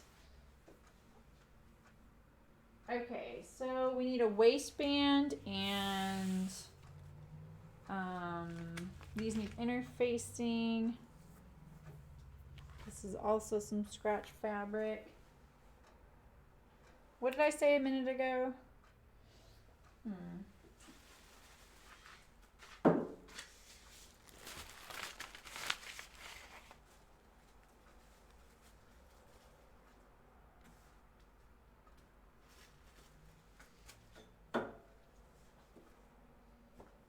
Okay. Sorry, this fabric's probably doing something crazy on the camera, but I'm gonna use it for my pocket, so I'll try and cut it quick.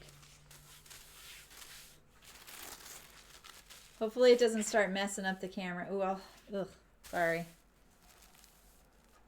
Maybe I shouldn't use this. I have to sew them. I'll just use, what do I have? I have all these other fabrics here. This will work, right?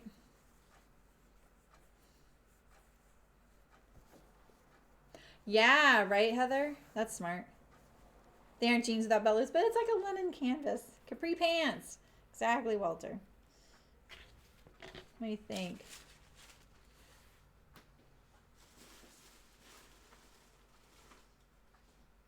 These are all the fabrics I'm pulling for like a color block scout, but I don't know. This is for a project. I kind of don't want to dip into it. This is for my cuffs. Is this even enough? This isn't even enough. Oh, maybe it is. Oof. Oof. Ooh. That could work. Or that. Or this. Okay.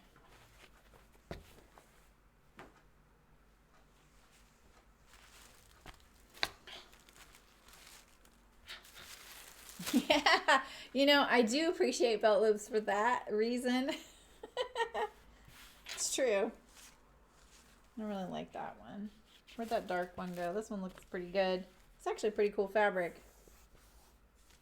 It looks kind of like lace. I like the tone on tone. It's kind of cool.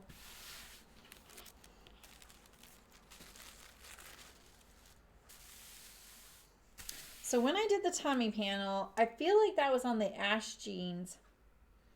And what I did was make it so that I think we attached it here and it stuck out from the pocket to the fly. But it was one layer of fabric so that we didn't have to worry about it being bulky. Because some of the quilting cottons can kind of bulky what we're using for pockets, you know? Swim mask, there you go.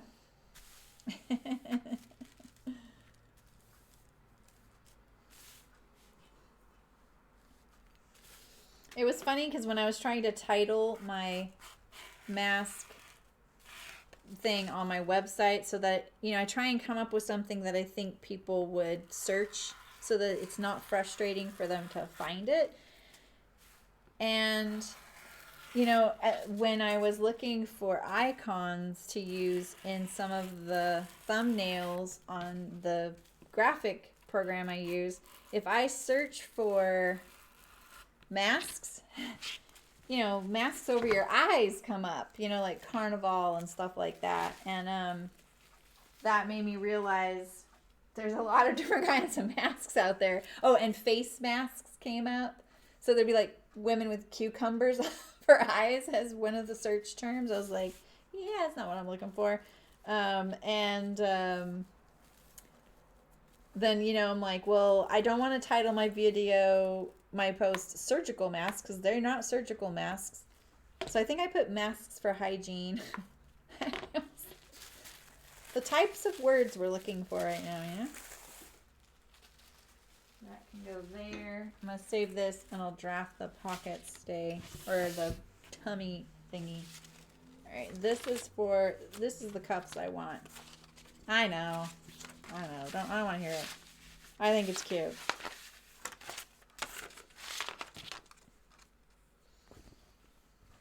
Let's see. Can I get 2 cuffs though? Apparently I've touched this fabric. Shoot. They may not be going the same direction.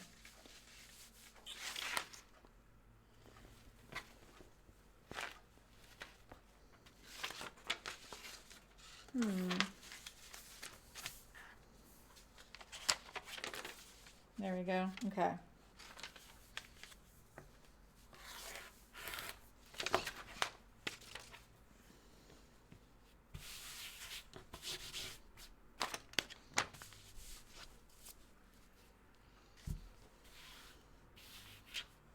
Yeah.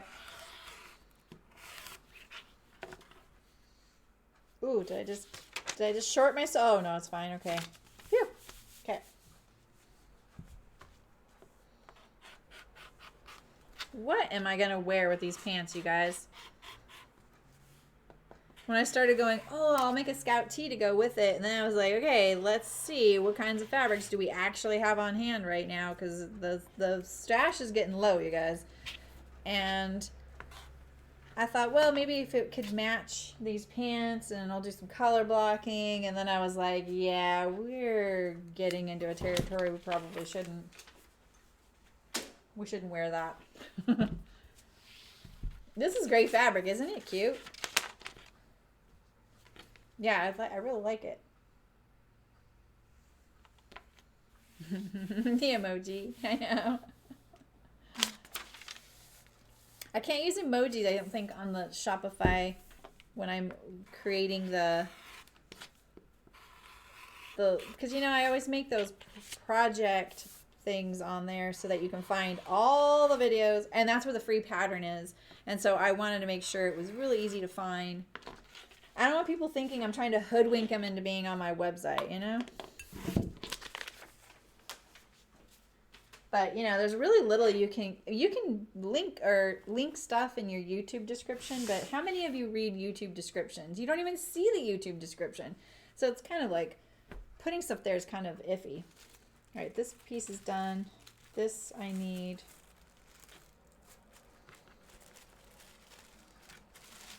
All right, so we're down to inner facing, waistband facing. I'm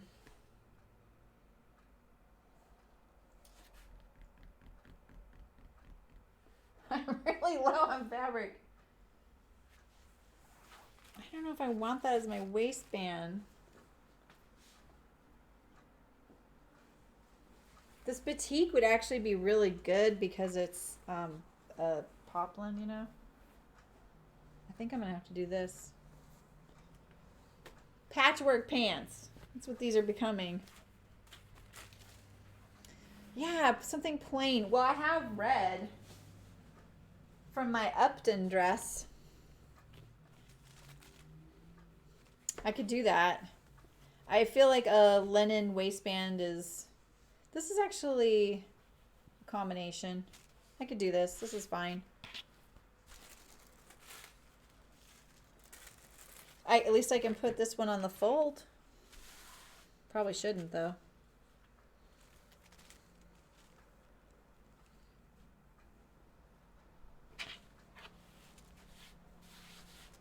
My daughter's planning a sleepover in our RV. Michael has an RV he got last year. It's kind of cute. She's really excited. When she went to the store, she goes, "Ooh, I'm gonna actually get snacks for my overnight in the RV." Like, she's just gonna sleep in our front yard. Anything for something new to do, right? I don't think this is a great fabric for my waistband. But we're going to stabilize the heck out of it with some fabric. I wasn't going to use a fusible. I don't know.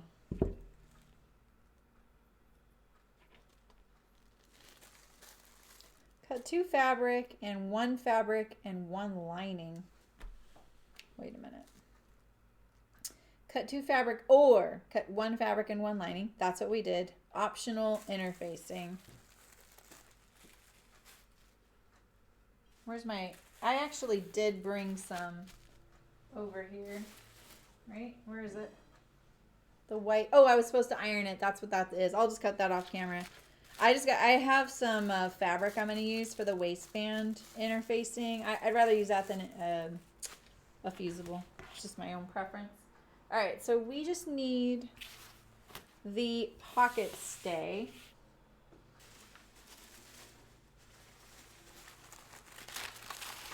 And do we have a spare bit of parchment?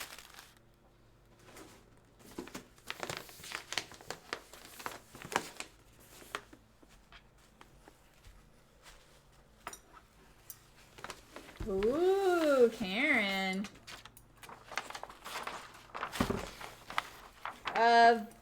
So buttonholes with a wedge machine.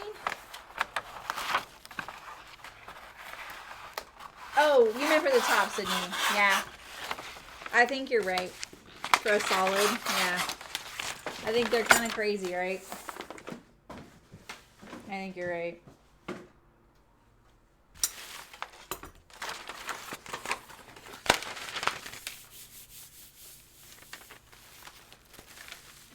I love the Liberty of London too. Okay, so here's my front. I'm just going to trace this off. I'm going to use my tracing wheel so I can kind of mark this easily. It's almost easier than tracing it because you can stay more accurate with it. Here's that pocket right now. All right, let's do our green line.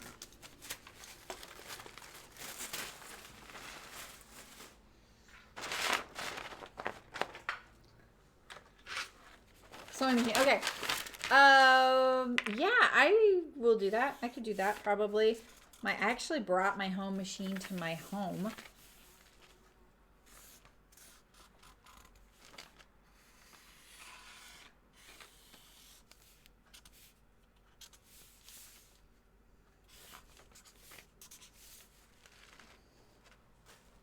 Okay, so here's my pocket right here.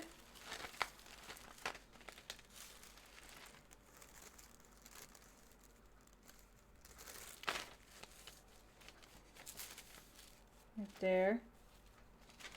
So let's trace this on here. So what I'm doing right now is, some people would call this a pocket stay, but let's just be honest here. We're making a tummy panel. You know?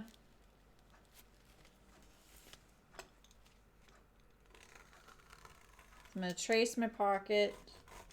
Kind of just like give me some guides where it's at. This is that center front, right? This is your center front, right? So this notch right here actually lines up with the seam line of your rise. So this should be 5/8 right here. This is what folds back, or, you know, this is where your centers are going to line up when all is said and done right here. Like that, right? So you need this piece of fabric to kind of go to here at least. And what I'll probably do, I'm probably going to make it go to this line right here. But when I'm at the sewing machine, I will most likely trim it back, because if on one side of the pant, on one of the fronts, because you know how your fly goes to one side of the pant, right? So here's my fly, and it's all on my left front, and on this side there's no fly, right? It's the fly is such a funny thing. It's not centered, right? So this pocket stay would go all the way to the seam of the zipper, whereas this one, I think I would just go to where it folds to. I'm only doing that because say you put the fabric of this stay all the way to this fold line, and then this folds back on itself, right? If that little piece of fabric that's hanging out between here and here, isn't secured right along here, it might wrinkle in there and crumple and then add bulk, which is the thing we're trying to avoid. So I think when you're at the sewing machine, and I might be wrong, I might not be thinking of something that might happen when we're there, but I'm just going to leave it open so I have some options. So on one side of the pants, I'll probably, that little piece of fabric will only go just past where this folds back to, you know? So then it gets stitched down and it's nice and secure. So, hi Helen, how's it going? So, that's what I'm going to do. I mean, this is pretty narrow, to be honest. This is pretty narrow. Your pocket's already right here. I probably should have just bit the bullet and made my pocket go all the way there, but too late. I already cut my pockets out and we know fabric's a little skint right now. So we'll just make this go to that spot there. And then I'm going to give myself, I'm just going to give myself about 3/8 of an inch right here. And I'm just going to stitch this little piece of fabric right here to the fold line of my pocket. So that it's one layer, not the two. So that's my plan. So you need this to go there. That could be your fold line like that, you know? It just depends. Most likely it doesn't fold back on itself. It goes to the other side. So it's not really folding back on itself per se. It's more that this is coming, you know, right to there. A little challenge today. Sorry, guys. So, yeah. So that's my little piece. I might look back on that ash jeans. I'm pretty sure it was the ash jeans we did this on. And I did some tricky sewing and it turned out really great.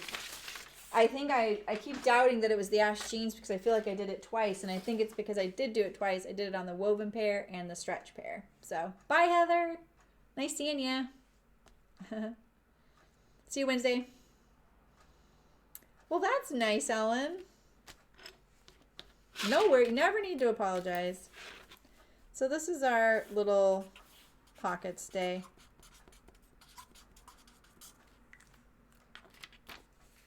Do I have enough in that fabric I just threw away? I might. I have a bin now just for fabric scraps.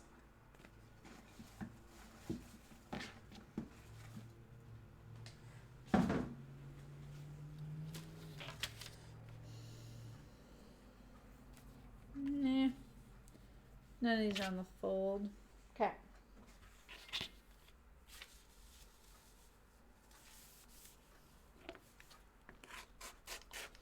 This way we can kind of check it out and see.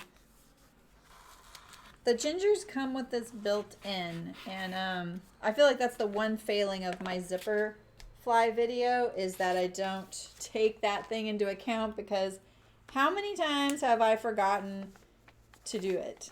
You guys have all watched me. I get so excited about doing the zipper fly because I know a lot of people are like, I'm only here for the zipper fly. And I just jump ahead, dive right into doing that zipper fly, and then I'm like, oh shoot, I have to put the pockets in there. So that's always, I feel like that's the one failing I forget. But it's not like that video is geared to people only sewing the gingers with the pocket stay. I just wish I would have sewn as many gingers as I had now to remember that, you know. So yeah, you could, Karen. I'd make it a little smaller.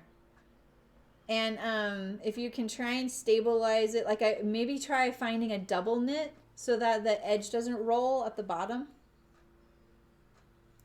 Or hemmet. You don't want to get like a roll of fabric right here, right at your belly. Some denims are so thin you can really see through them, you know. Not see through them, but like you can see the little lumps and bumps of the fabric, you know. All right, so now we have, let's go over everything. We have our back. We have our front.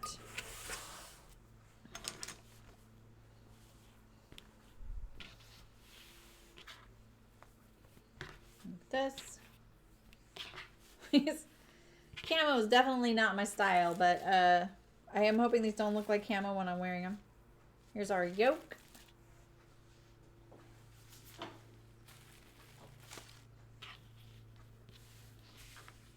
We have our pocket stay. I feel like I might need to, I'm going to pin this. This piece looks remarkably symmetrical, so I think it'll get a little confusing. So we have our pocket stay. We have a front cuff facing, a back cuff facing. We have our pocket. Right? Belt loops.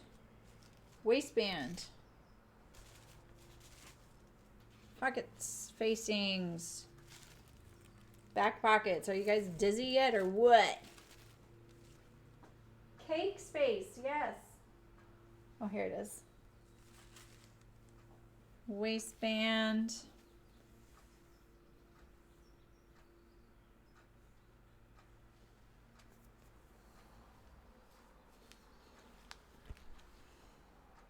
I forget anything? Oh. We need interfacing for those. That's the fly and shield.